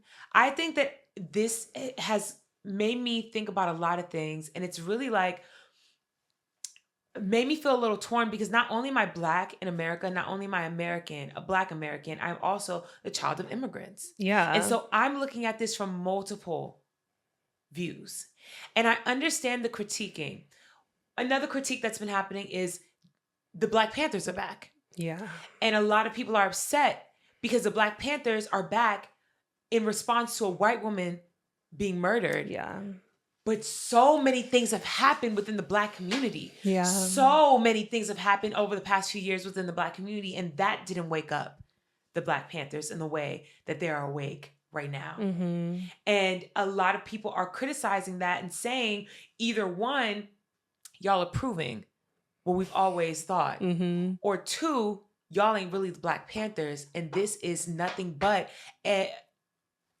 the enemy pretending to be on the good side. The same way we mentioned earlier how they have ICE agents dressed up as protesters, this could be the same thing. That'd be interesting. Because you got to think about it. They're out in Minneapolis with AK-47s. Y'all got 5 rounds in y'all shit. Yeah. And they're leaving them alone. Yeah. I'm not saying that is or ain't nothing. I want more information. I'm going to wait and see how this goes. I really do pray that the Black Panthers are back in the right way. I do. But it is a little fishy. Not going to lie. Do you think that Black people need to be at the forefront of this fight? No. Who I think needs to be on the front lines are the people who are MAGA and are now leaving MAGA. Y'all are the ones that need to be at the very, very front. I think it should be all white people. But then I think, yes, of course, I think all white people, but them especially. Yeah. Absolutely so. Yeah. Go fight your own friends. Absolutely so. But white people have the privilege of, like you said, they're not being accosted by ICE just because of their skin color. You know what I'm saying? I'm not going outside. No, I don't think Black people should. I agree with the sentiment of we need to sit this one out. I agree. I do. I feel like immigrants as well need to sit this one out. I fully do. In Minneapolis, they're doing it the right way. They have set up mutual aid funds where people are buying groceries and like doing all the things for these immigrant families so that they don't have to leave the house. Yeah. They're paying their rent. They're buying them groceries. They're protecting them by any means necessary. And I think that is the way this needs to go. At the end of the day, y'all outnumber us anyway. Y'all need to get the fuck up and go fight. Y'all need to be the ones yelling on the megaphones and telling your white brethren about this shit. I saw this white guy. It was kind of funny, but he was right. He was like, he was responding to my video about the witchcraft thing. And he was like, I think that that's such a good approach, because what we're seeing right now is white people are treating and they're facing their white counterparts in the way that they were raised at home, by bullying. So they're on the megaphones and they're just like, you got a little dick, you fucking prick. Yeah. They're just like, they're trying to agitate them in that way. And that's the way that white people fight within their own community. But what's happening is they're riling them up and they're taking that anger out on the first brown person they see. They're taking that anger out on the first black person they see. Because at the end of the day, what am I going to do arresting this blonde hair, blue-eyed bitch who I know is probably born and bred in Minnesota? Yeah. Black, brown people, people of color, stay home. White people, go out there. Do your thing. Fight. I feel so conflicted. I do think we've been past peaceful protesting. Yeah. And at this point, what else is there left to do but violence? Right? I just hate the idea of telling people, go out on the streets and kill these motherfuckers. Oh, no. I'm not saying do that. That's what a lot of people expect. No. I'm not saying They're do that. saying exercise your Second Amendment right. Go out with your guns. That's what America's known for. Guns a-blazing. Because what else do they mean?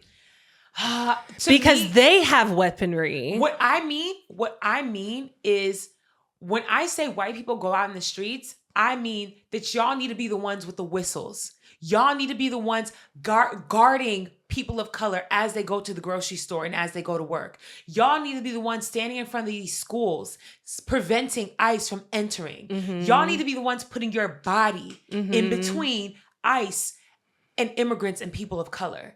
I'm not saying shoot them up, pow, pow. I'm saying when you see something and you see ICE walking in the direction of someone of color, you need to put your bodies. Y'all get locked up. Interfere. Do what you need to do. They're not going to, they have been. I know that there is a risk for sure. It's a high risk. I understand that. And these people are definitely very, very dangerous. I'm not saying to, violate them in any way. I've seen many videos that explain exactly what you can do to not be charged with obstruction, but still help. You can't tell an immigrant, come into my house, come protect yourself, because then that's obstructing. But what you can do is unlock your door and take a step out and be shocked when they run in. You can do that. Yeah. What you can do is open up your car door and step out, let them go in and be shocked when they do. You can't usher someone into safety, but you can open your door and allow them in. I'm talking about things like that. Y'all got to educate yourselves on how to do it. At the end of the day, as a black person, as a child of an immigrant, it's not my job to educate you on what to do. I educated myself on how to do it. You can do that too. That's what I'm saying. I think that the worst thing we can do is lead with violence, because then Insurrection Act, then martial law. But there are ways around it. There are ways to, when you see them eyeing someone, you start yelling at them and you call them a small dick prick, like I said before, literally. And you get the attention off that person and onto you. That's what I'm talking about. Do that. There are ways, guys. Protect yourselves for sure. I'm not trying to get white people and put them out to slaughter. I'm just saying that, even if you get locked up, you'll be released the same day. These people will not. Protect. Yeah. Do your part. I think it's important to make that distinction. Yes. Because the online discourse is getting crazy, kind of out of control. And I don't want that. I don't want that, because that's what they want. They want us to get angry so that they can enact martial law. Do you know that Trump made a joke? And I forgot who he was talking to, but he was talking to someone else. And he was like, in other countries, if there's an active war, they don't hold elections. So he was like, so that means in 3.5 years, if we're in a war, I guess we won't have an election. It's not a joke. Everything that he has joked about has happened. He's dead ass. And even though we have had a history of being at war and still holding elections, he will try to find a way to prevent it from happening. Mm-hmm. We cannot fight fire with fire in that way, but we can protect and troll. That's all I'm saying. Don't forget to sign up for the General Strike, generalstrikeus.org. Hit them where it hurts, their pocketbook. Yes. I think we should all try to make our best effort into shopping small as often as we can. Oh, man. I saw this Black designer who just released a collab with Target. And like, shout out to her. You know, the stuff is beautiful. And I'm very happy that she made some money. But even that won't make me go to Target. No. Like, I think that we need to hold steadfast in everything that we're boycotting. And I know a lot of people don't give a fuck anymore. They're back at Starbucks. They're back at Target. Yeah. They're doing their thing. But I need y'all to understand that is a way that you can resist without putting your body on the front line. Yeah. Without putting a target on your back. Stop going to Target. Yeah. Start stockpiling too. We've mentioned this before, but yeah, spend an extra $25 on non-perishables if you can. The astrologers are saying that there's going to be another shutdown this year, and people are like, well, COVID not even that bad. I don't think it's going to be COVID. I think it might be martial law. And I think that what they're seeing as a shutdown is just people not being forced to stay home. Mm-hmm. Well, as a result of all of this happening, nearly 17,000 tickets to the World Cup have been canceled. Period. Which honestly, that's the good news for this week. Yeah. But y'all don't come here. Please. And Trump just put a ban on 75 countries. Hey, Brazil on all the lists. Right. Brazil being one of them. Is bananas. Which you're not allowing Brazilians to come to the World Cup. Okay. First of all, what about the actual players? They gotta come too. I mean, they'll obviously make exceptions for them, but will they? I hope the players boycott. They better. If shit is still going on by then, I hope the players everyone boycott. To boycott. Don't come here. Like literally, I would be like, fuck this. Yeah. I'm not going to America. That's absolutely co-signing not. on what's happening. Literally. And to go to Florida, because it's in Florida, right? I don't know. I think some of it's here in LA. They're all over, aren't they? New Jersey, Texas, California, Georgia, Florida, Seattle, Massachusetts, Missouri, and Pennsylvania. Yeah, all over. That's so crazy. And a lot of these states are the sanctuary states that got all their funding revoked. And places that have very high concentrations of immigrants. Yeah. Damn, literally all of them. I think Missouri is the only one that I'm not aware of having a high concentration of immigrants. Really? Because Jersey, for sure. Yeah. Lots of immigrants. Texas, yes. Let's be for real. California, let's be even more for real. Georgia, hell yes. Florida, come on.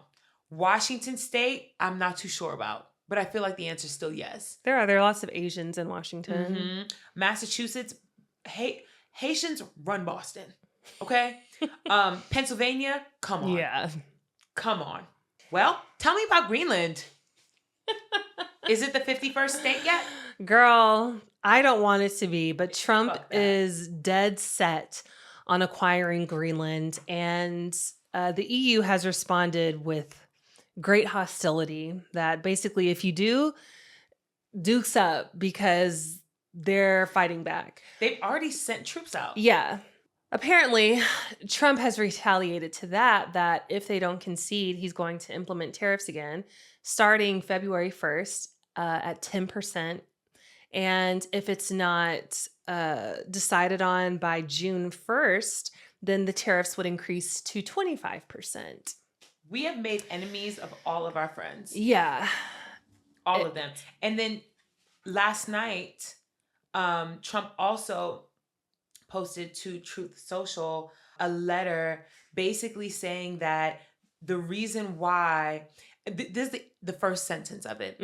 Dear Jonas, who's the person he's talking to, I think it's someone, either Norwegian Prime Minister's office. So he says, Dear Jonas, considering your country decided not to give me the Nobel Peace Prize for having stopped 8 wars plus, I no longer feel an obligation to think purely of peace, although it will always be predominant. But but can now think about what is good and proper for the United States of America.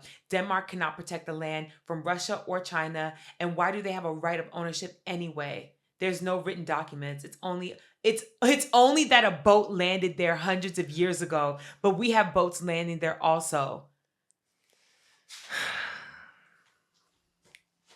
It's the battle of the colonizers. Literally. It's the battle of the colonizers. And the thing is, when people talk about Greenland, they only mention the white people that live there. There are tribes of indigenous people that have been in in Greenland before the white people got there. Yeah. And y'all are completely ignoring their existence. Y'all are fighting over land that belongs to no one. I genuinely believe that we are currently in the fall of colonialism. And I think that that's not just about America. I think America is definitely at the center of it because we have become the face of colonialism within this era, right? But I think across the board, people are mad at the British. Yeah. Within the UK, there's so much inner fighting. Yeah. People are mad at France. Yeah. People are demanding their fucking art and their historical things back. They're demanding reparations across the board. Everyone, every indigenous group, every oppressed group is starting to fight back. And I think that this is what we're building up to. It's about to be a massive, massive fall of colonialism. I hope so. I hope so too. I hope that they fight each other and they implode. Literally. I do feel it. I feel the same sentiment you do. Mm-hmm. The energy is there and everybody is fed the fuck up. Leave the black and brown people out of it. Mm-hmm. Leave us out of it. China's about to be the next world power. Already is. I mean, already is. They've been. Mm-hmm. They've been. China just did a trade agreement with Canada, and now Canada will get the Chinese electric vehicles. Which I'm so jealous of. I know. Oh my, and they're so much more affordable. I know. They're so cool, so affordable, so much more efficient. They're better than Teslas. Yeah, absolutely. Fuck Tesla. Absolutely. Well, that's really all I had for the news. Okay. Did you have anything you wanted to add? To the news? Mm-hmm. Well, I will say, did you see that clip of Nancy Pelosi speaking about... Okay, there's a clip of Nancy Pelosi and she's addressing an audience and she says, and I want to give the verbatim, but I have the video. She basically says that even if the government as we know it crumbles and is decimated, we will still fight to uphold Israel as a nation. I shit you not. I shit you not. What the fuck does Israel have on us? I don't know. Why do they pledge such allegiance to them? I don't know. I want to play it for you because I want you to understand that this is so real. Just said one of the most absurd things that I've ever heard. I have said to people when they ask me if this capital crumbles to the ground, the one thing that would remain is our commitment to our aid. Not even call it aid, our cooperation with Israel. That's fundamental to who we are. So as our nation crumbles to the ground, with our U.S. and I don't understand. I'll never understand. It's literally like there's such a huge missing piece of the puzzle. Yeah. And I can't figure out if the missing piece is the fact that we are one nation and we're just not in on that part. Mm-hmm. And the only reason why we're upholding them is because they are us and we are them. You know?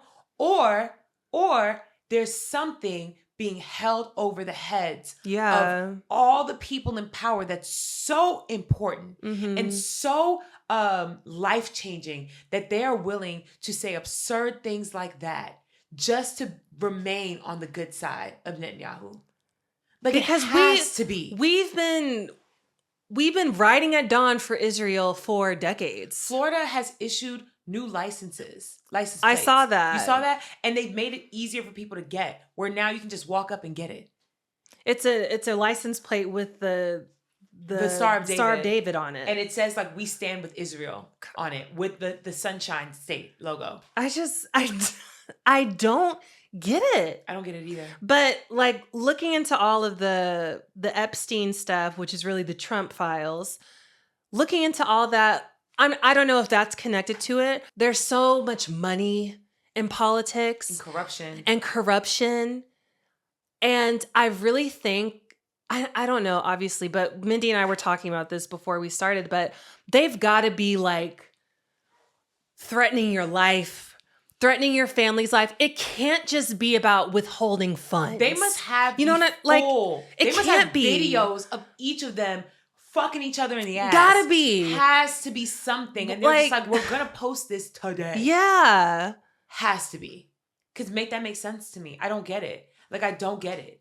Like to be invited into the inner circle. It's still not enough for you to sell your soul in that way. Yeah. Like there are other ways to get in there. And also, why would you want to be in there if you're already rich as fuck? You already have power.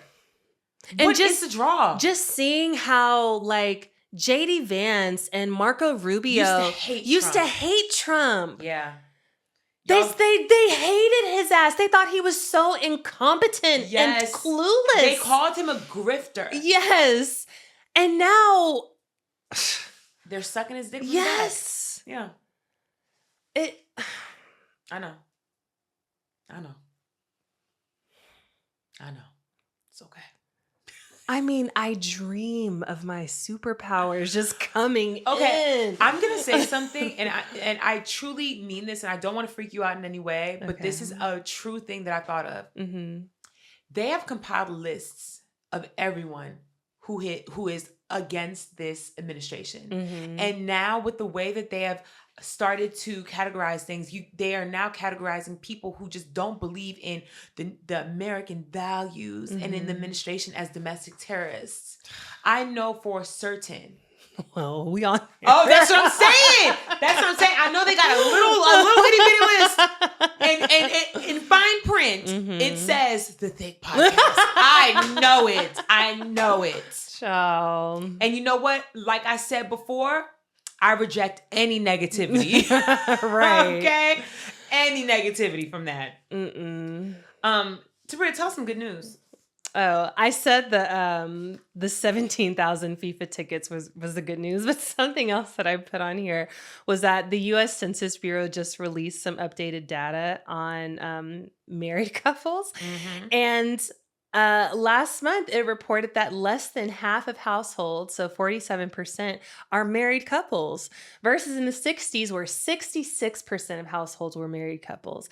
And in 1975, the amount of married households with children was at 54%, and now it's at 37%. Wow. I love that. I love that. Honestly, best news I've heard all week. Best news I've heard all week. Yes. Do we want to do the pop culture real quick? Sure, we can. Okay. What time is it? Yeah, we can. I want to transition from that, having less children, to this first story, because we need to stop having children with these dusty, bird brain ass, bitch ass niggas. First story. Shannon Sharpe had Ryan Davis, who is a B, C, D, E, F list celebrity. Okay? He is a comedian who had to self-fund his latest special because nobody wanted to give him one because he sucks. Mm-hmm. And he went on this podcast to promote it. And a majority of the special is him talking shit about his ex, who is the mother of his child. Now, during this interview, for some reason, it became a woe is me, woe is all black men conversation.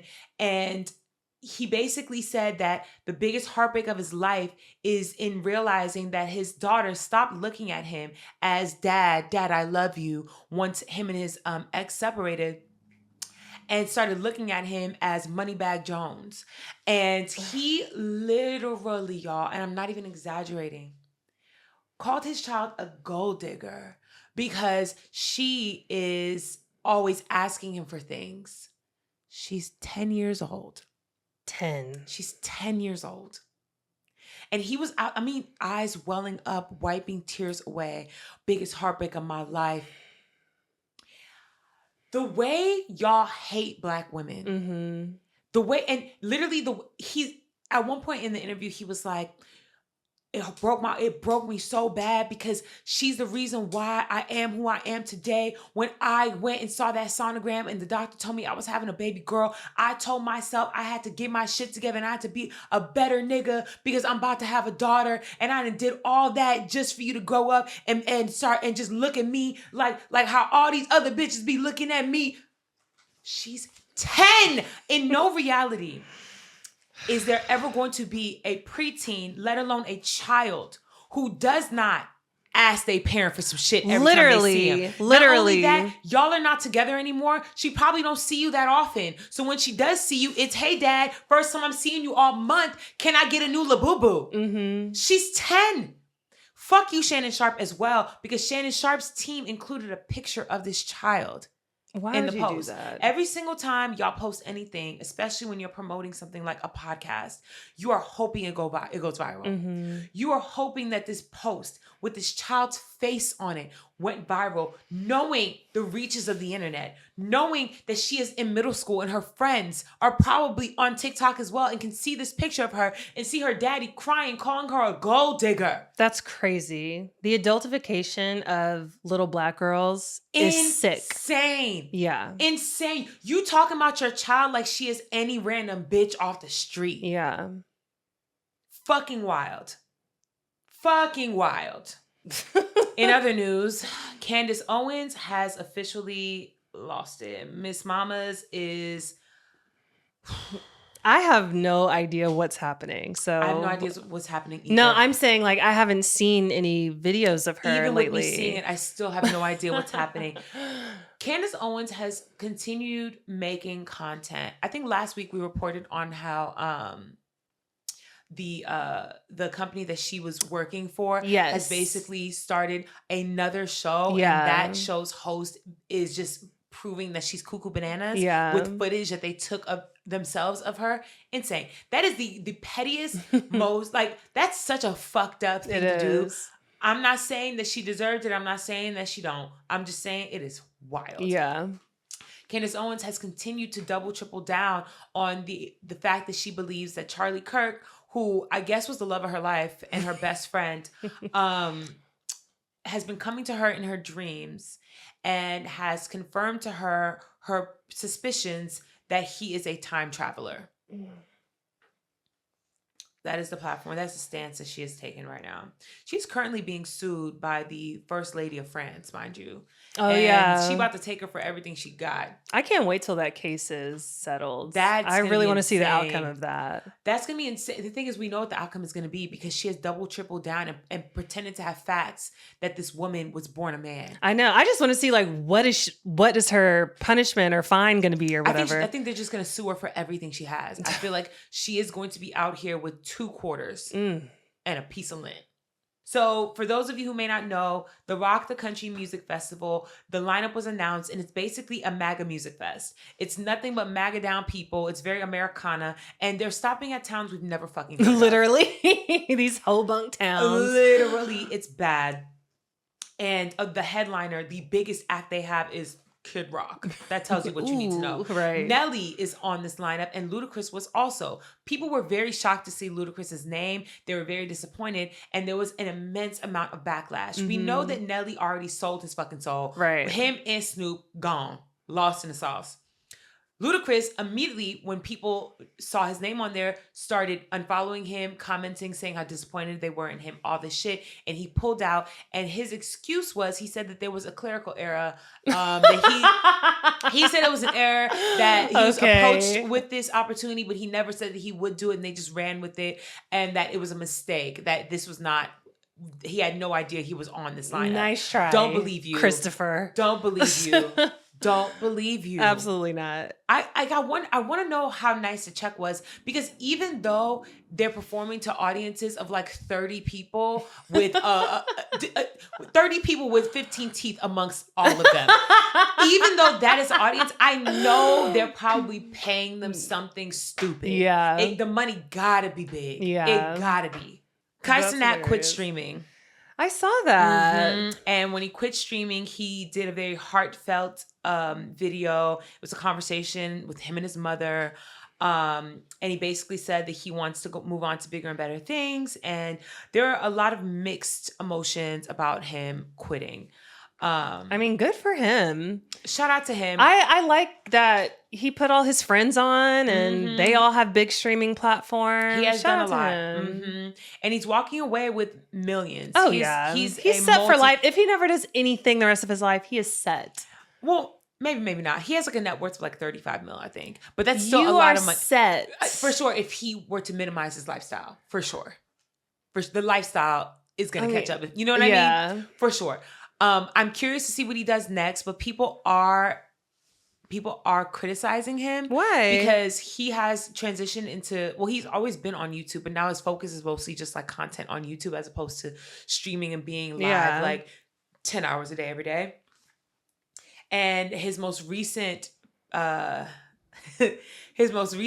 is he has been reading and like trying to learn how to read, and he's very much so like the cat ran over and people are like, ain't no fucking way he is illiterate. But he's trying to make it seem as if he's just a black man trying to better himself. Like people think like he literally doesn't know how to read. He doesn't read well, like hooked on phonics. Yes. And people are criticizing him because a lot of people just don't believe it. And they think that he is using this as his newest shtick. Oh. And people are basically saying that that's fucked up because there are people who actually don't know how to read out here. I don't know what it is. I'm not going to say what it is or what it ain't. I have no clue. If he truly is learning how to better himself and better educate himself and like working on his reading comprehension, then I applaud him. It's a very vulnerable thing to do. Yeah. But people are saying that he's using it for the views. No. I know.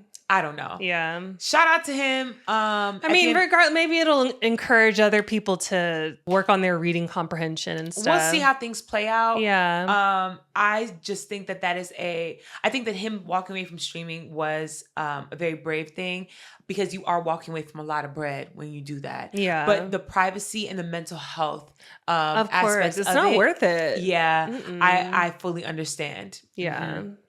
Okay. Dolce & Gabbana had a fashion show with very, very racist tones.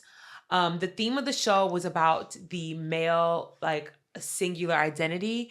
And in that, they casted dozens. I want to say it was close to like 40, maybe more. Maybe a little more. Models. And they were all white men. Mm-hmm. Not a single person of color. They were all white brunette men. And that is apparently the singular identity of masculinity in this world. Dolce & Gabbana has had a history of doing very egregious, very racist things. I didn't even know about the history It's of them. bad, y'all. It's really bad. They've hosted parties where every single person who attended dressed as a black stereotype. I'm talking Sambos. Mm-hmm. I mean, they had people coming with dressed shackles as slaves, on, dressed as slaves. They had white people who didn't want to put blackface on, dressed as slave catchers. China don't fuck with them, ain't fucked with them in a really long time for their like anti-Asian racist rhetoric. Mm-hmm. They've said things about Asian people eating dogs. It's been really fucked up. They also were staunchly against same-sex marriage and also against IVF and same-sex couples having babies through those means, calling them synthetic babies. Yeah. And the craziest part is Dolce and Gabbana are two gay white men. So, yeah. Fuck them. Absolutely fuck them. Yeah. And last but not least, which this is kind of positive, I think, Northwest has leaked some music, and it's really fucking good. It is good. It's really fucking good. I love her. She produces everything. Yeah. Her producer tag is great. The music is great. Her vocals on it are great. If anything, I think North is like really building herself up to be the second coming of her father. Mm-hmm. And it's going to be so crazy when Blue pop out. I feel like they're positioning themselves to be like the second iteration of their parents. Mm-hmm. Like imagine North being like this like savant, this fucking like prodigy. Mm-hmm. creating new sounds in music, and then Blue pop out and she just as talented as Beyonce. Oh God. We'll see. I have so much faith in the music industry for the future, for the children. Genuinely, I'm really proud of her. Like that was really good. I was bumping it. Okay. That little snippet, yeah. Okay. I was like, I would listen to this. If this was on streaming platforms, I would save it. Yeah. Go off, queen. Yeah. It was good. So shout out to North. Period. Mm-hmm. Mindy didn't say any of my pop culture news. Go ahead, Tabria. So we'd be adding to the pop culture news and it'd be shit that I ain't never heard of. One of them was a dog won an award over humans. And I understand, I know it beat Ethan Hawke. I get it. But it wasn't for an award show that was like... It's the Astra Film Awards. I mean, it's not like the Oscars. It's like, but still, like, an animal won over a person. Hasn't Lassie won an award? No. Oh. No. But that was crazy. Like, come on. We spoke about Desmond Scott last week and him and Christy Sarah's divorce. And he was out making out with another woman. I didn't like that. Have you seen all the drama surrounding that? What other drama? They're saying that she's a trans woman.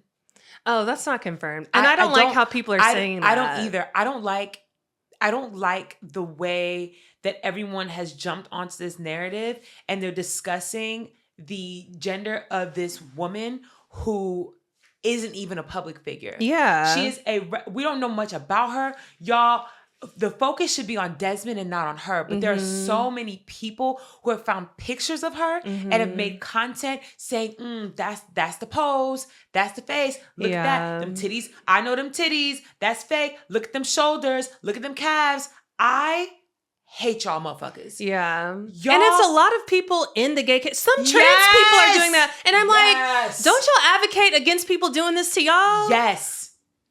Yeah, I don't like that. I have so many feelings about it. And I genuinely feel like y'all should shut the fuck up. Until you have any kind of information, until this person comes out and says, yes, that they are trans or no, they are not. Y'all should not be commenting on women's bodies.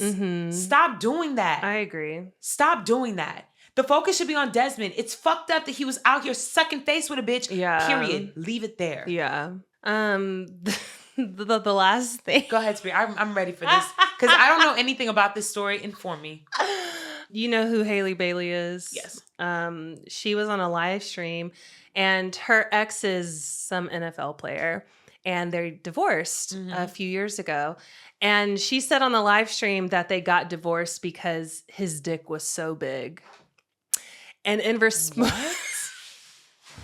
Are you dead ass? Dead ass. She divorced him because the dick was too big? She said that was the primary reason that they got divorced. She said it was like 3 Coke cans on top of one another. And he's this, big husky white guy. I mean, I believe it, but why would you marry him if you knew you couldn't fuck him? I think she was a virgin. I'm not sure, but I think she was a virgin. I'm not sure. The first dick you ever took was 3 Coke cans stacked on top of each other? Vase. So anyway... As it's a Stanley Cup. I know.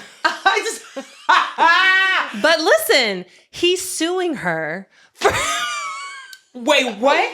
What? He's suing her. I think it's like for $75,000, so not too much, because she's putting his public business out there, and he said this is affecting my life now, and he's remarried, and people are leaving really nasty comments on his wife's Instagram, saying like, not you out here taking that dick. Yeah, talking about her innards and whatnot. Damn. So I was like, damn. Damn. Damn. Isn't that so? That's interesting. You would think some guys will want to, but proudly tout it. No, I understand that, because that to me feels like, one, he's trying to protect his new person. Yeah, for sure. And then 2, that's just exes fighting. Like, fuck you, bitch, I'm gonna sue you. Yeah. Yeah. But I also don't blame Haley, because that's her experience. And if she's on a podcast, she wants to talk about her experience. She's well within her rights to do so. It's unfortunate because everyone's gonna know what she's talking about. She's like, my ex-husband has, if every time we fucked, I felt like I was being fisted. Yeah. I understand that, but that's still her experience. I don't think that lawsuit would have any grounds for real. Because she wasn't slandering his name. She was just speaking on facts. No, she wasn't. Yeah. I don't know. It'll be interesting to see how the results of that. Oh I don't know. God. Oh, I'm like shivering. Oh my God. Right. Jesus. Like, damn. And the thing is, I know dicks like that exist. I've seen them. Yeah. It's a whole JBL speaker just in your fucking pants. No, for real. I know that they exist. I've seen them, but it's just the idea that you never took a dick before, and that's the way you. That's what you I know. started. That's what you start with. That's crazy. where you started. Yeah. Oh shit. Well, that's all I've got. The girls, I'm sorry. God. There was a video. So, Ari Lennox, the other Ari. Oh, big face? Yeah. Oh.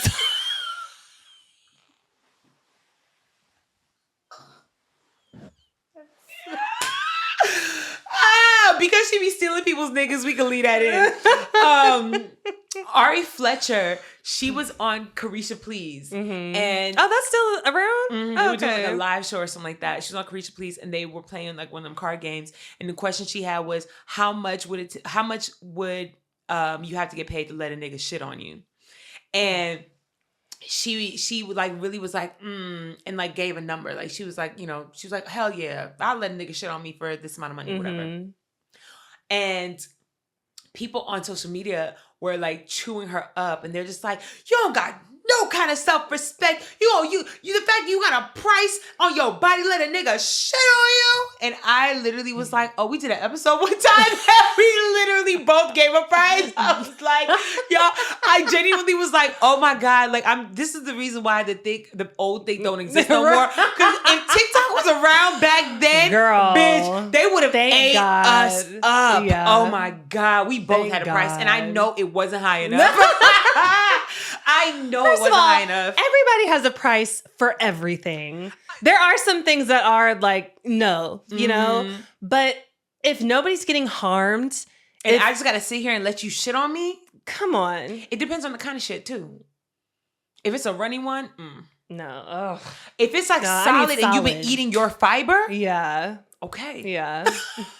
Wait, I just heard this story. This lady on TikTok, all she does is read like Reddit stories or something like that. But she said that there was this girl who wrote in and she said, should I tell my fiance that I like to eat shit? Oh, whoa. Oh my God. Finish that and I have something else to say. Okay. But literally her kink is eating shit. And so she's a part of this whole shit community where they just exchange shit. Connoisseurs. Literally.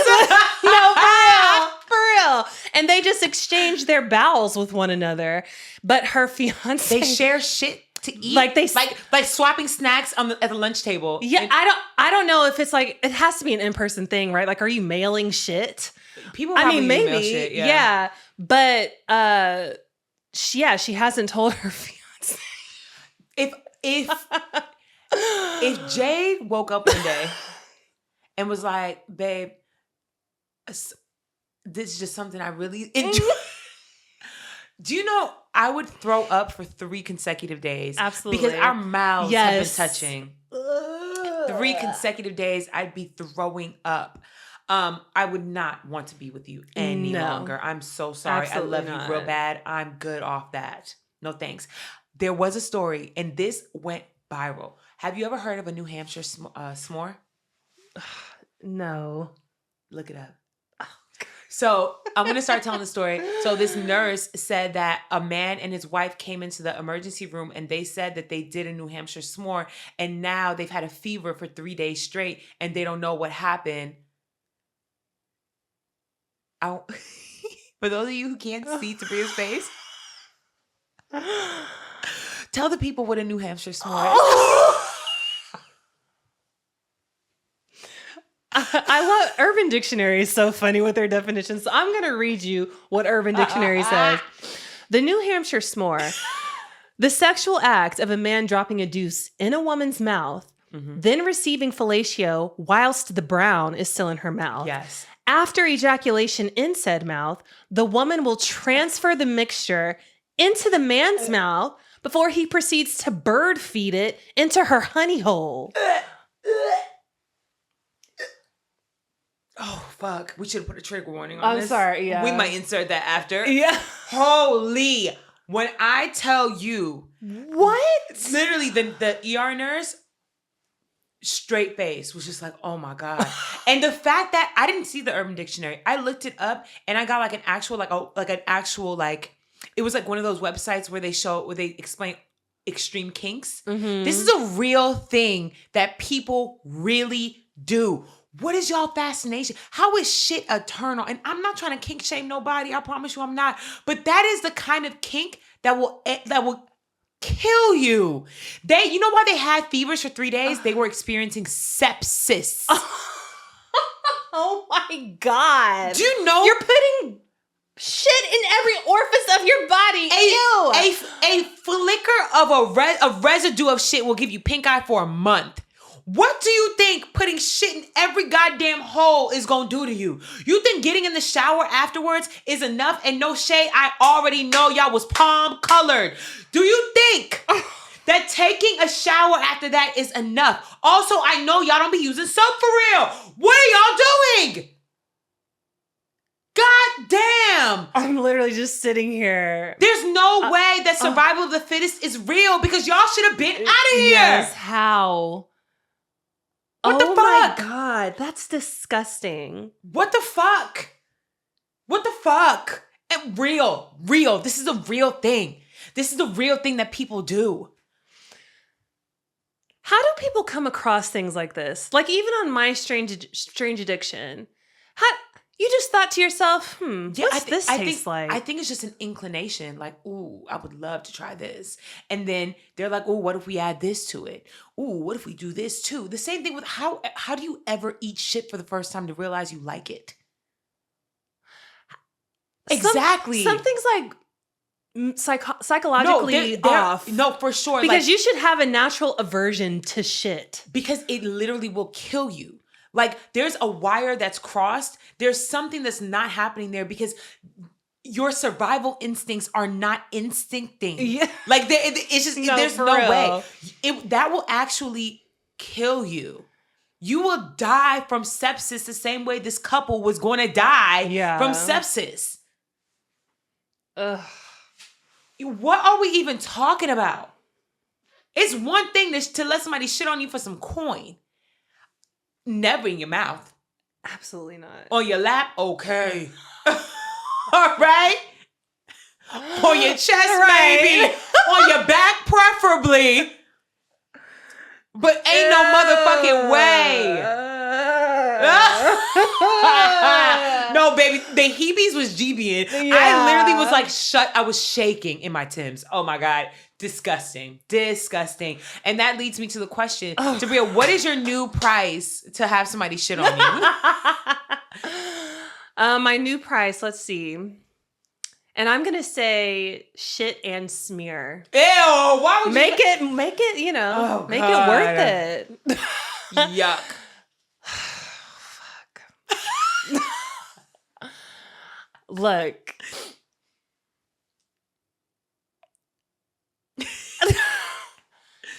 I mean, realistically, today, someone hits you up today and they say, Tabria, my biggest fantasy is for me to be able to shit on you. How much money do you need? And they are they're a billionaire. They have money. They have money out the wazoo. How much is your minimum amount? If it was from a billionaire, I would say like $100 million. That's my number 2. $100 million. I need $100 million. $100 million. Mm-hmm. And now if you are a 100 millionaire, I'm going to ask for a minimum of 30. 30 mil? Mm-hmm. Damn, 30%. It's going to have to hurt. You want to shit on me? Because to me, there's so many layers to it. If it's a white person, I'm taxing the fuck out of you. You got to. I'm taxing the fuck out of you. Mm-hmm. If it's a derogatory thing where you want to be like, you dirty little bitch. Yeah. Use you as my toilet. Yeah. Oh, I'm taxing the fuck out of you. I need to make sure that I'm never working again. And to remove the humiliation off my body, I'm literally paying off all of my family's bills. Like I'm taking care of generations. Yeah, absolutely. And I don't give a fuck if my great-great-granddaughter gonna be like, people gonna be like, you're a Nepo baby. Where'd your family get the money? And they're like, well, my great-grandmama got shitted on.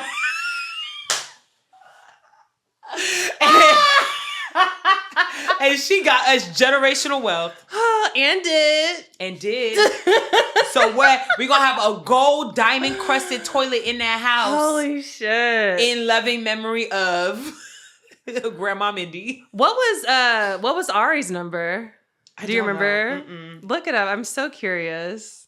They didn't say what it was? No, she didn't put a number on it. But Carisha was like, ain't no way, never. I know Carisha lying. She a goddamn lie. Yeah. She a lie. And the thing is, I want y'all to understand, me and Tabria are not saying, yes, come shit on me. Because right. I'm not saying want that. I'm saying that if somebody were to present me with this offer, and you know, you would have that money in your bank account by tomorrow. Mm-hmm.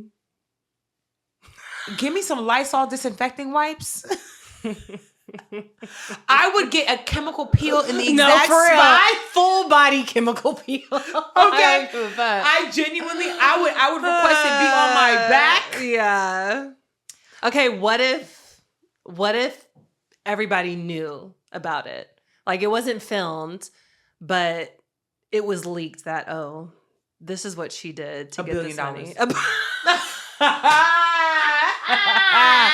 Give me $1 billion. Bitch, I don't give a fuck. Because at the end of the day, y'all can be like, oh, well, Mindy got shit on. I'm a billionaire, bitch. I don't care. You won't even hear from me no more. Yeah. I'll be gone. I don't need to be a public figure. I'm a billionaire, bitch. And I wouldn't even be a billionaire for long because I would be spreading the wealth. No, at the end of the day, you can't really talk about me because I would be out here ending world hunger. Exactly.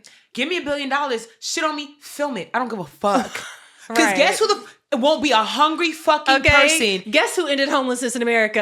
Okay. We did. Okay. Everybody in Haiti gonna have a home and a car, bitch. Mm-hmm. I'm literally gonna be out here ending people's suffering. Exactly. Make fun of me if you want to. What the fuck have you done with your life? Right. Would you get shit on to end homelessness? Okay. Where your heart at? That should be a real motherfucking question. For real. To end world hunger, are you gonna get shit on?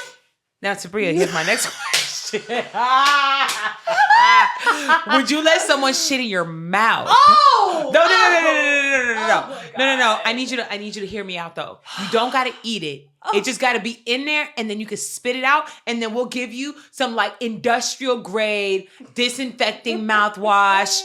You can go straight to a dentist's office and get a cleaning. But like you do this, and world hunger is over. Hold on. Trey is FaceTiming me right now. We're recording the podcast. So, Trey. So, the question is, we're wrapping up. But the question is, would you let somebody shit in your mouth to end world hunger?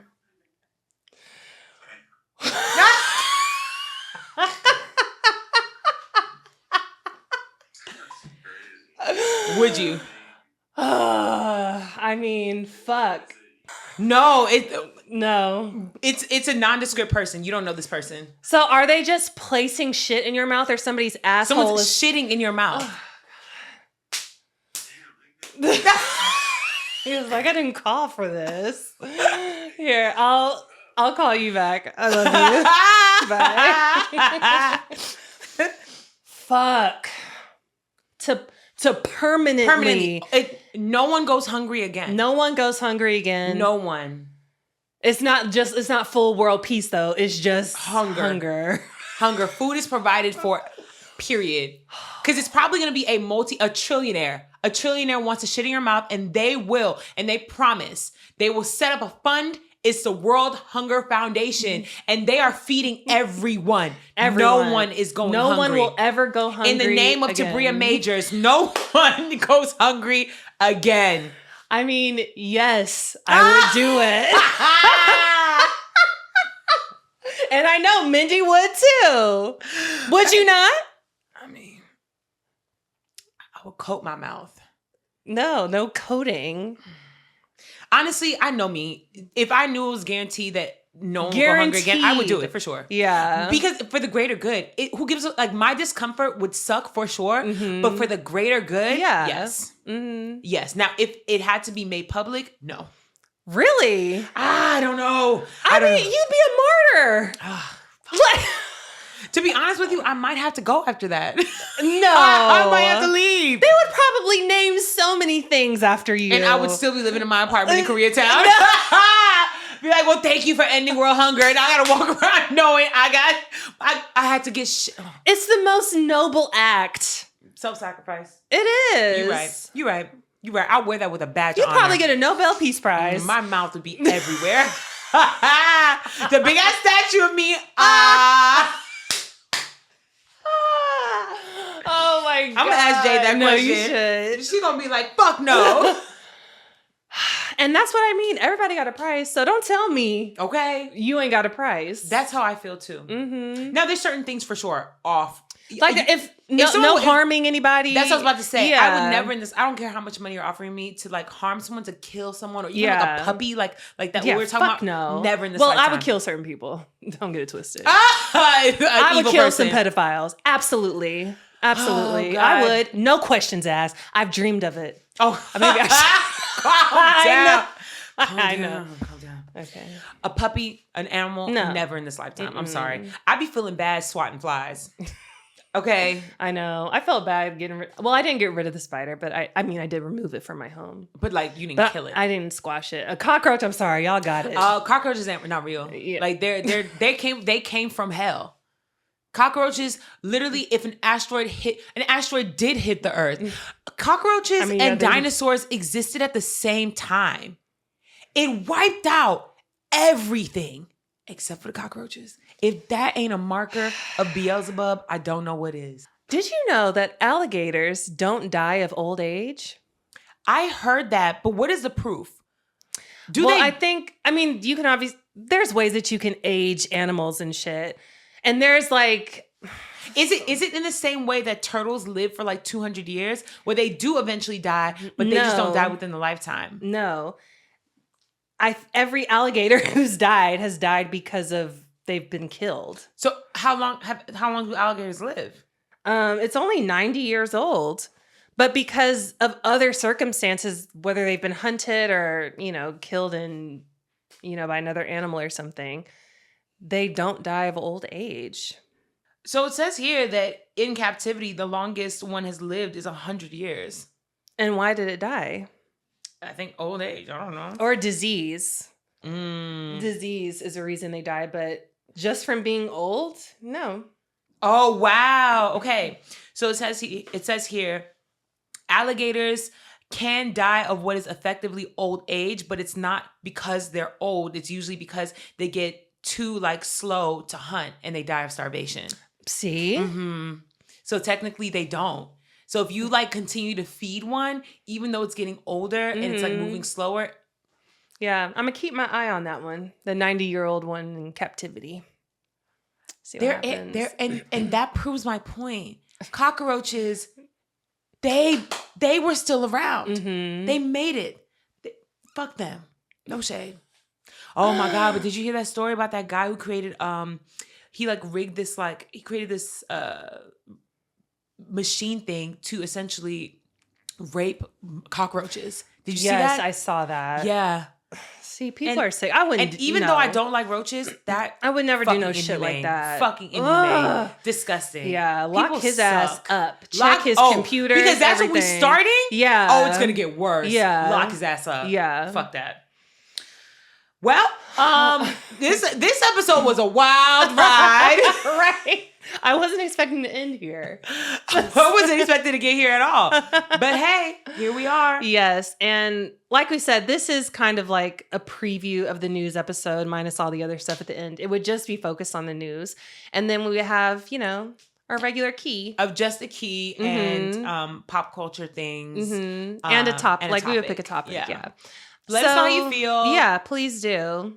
It's been real. It's been fun. It's been real fun. We'll see y'all next week. Bye.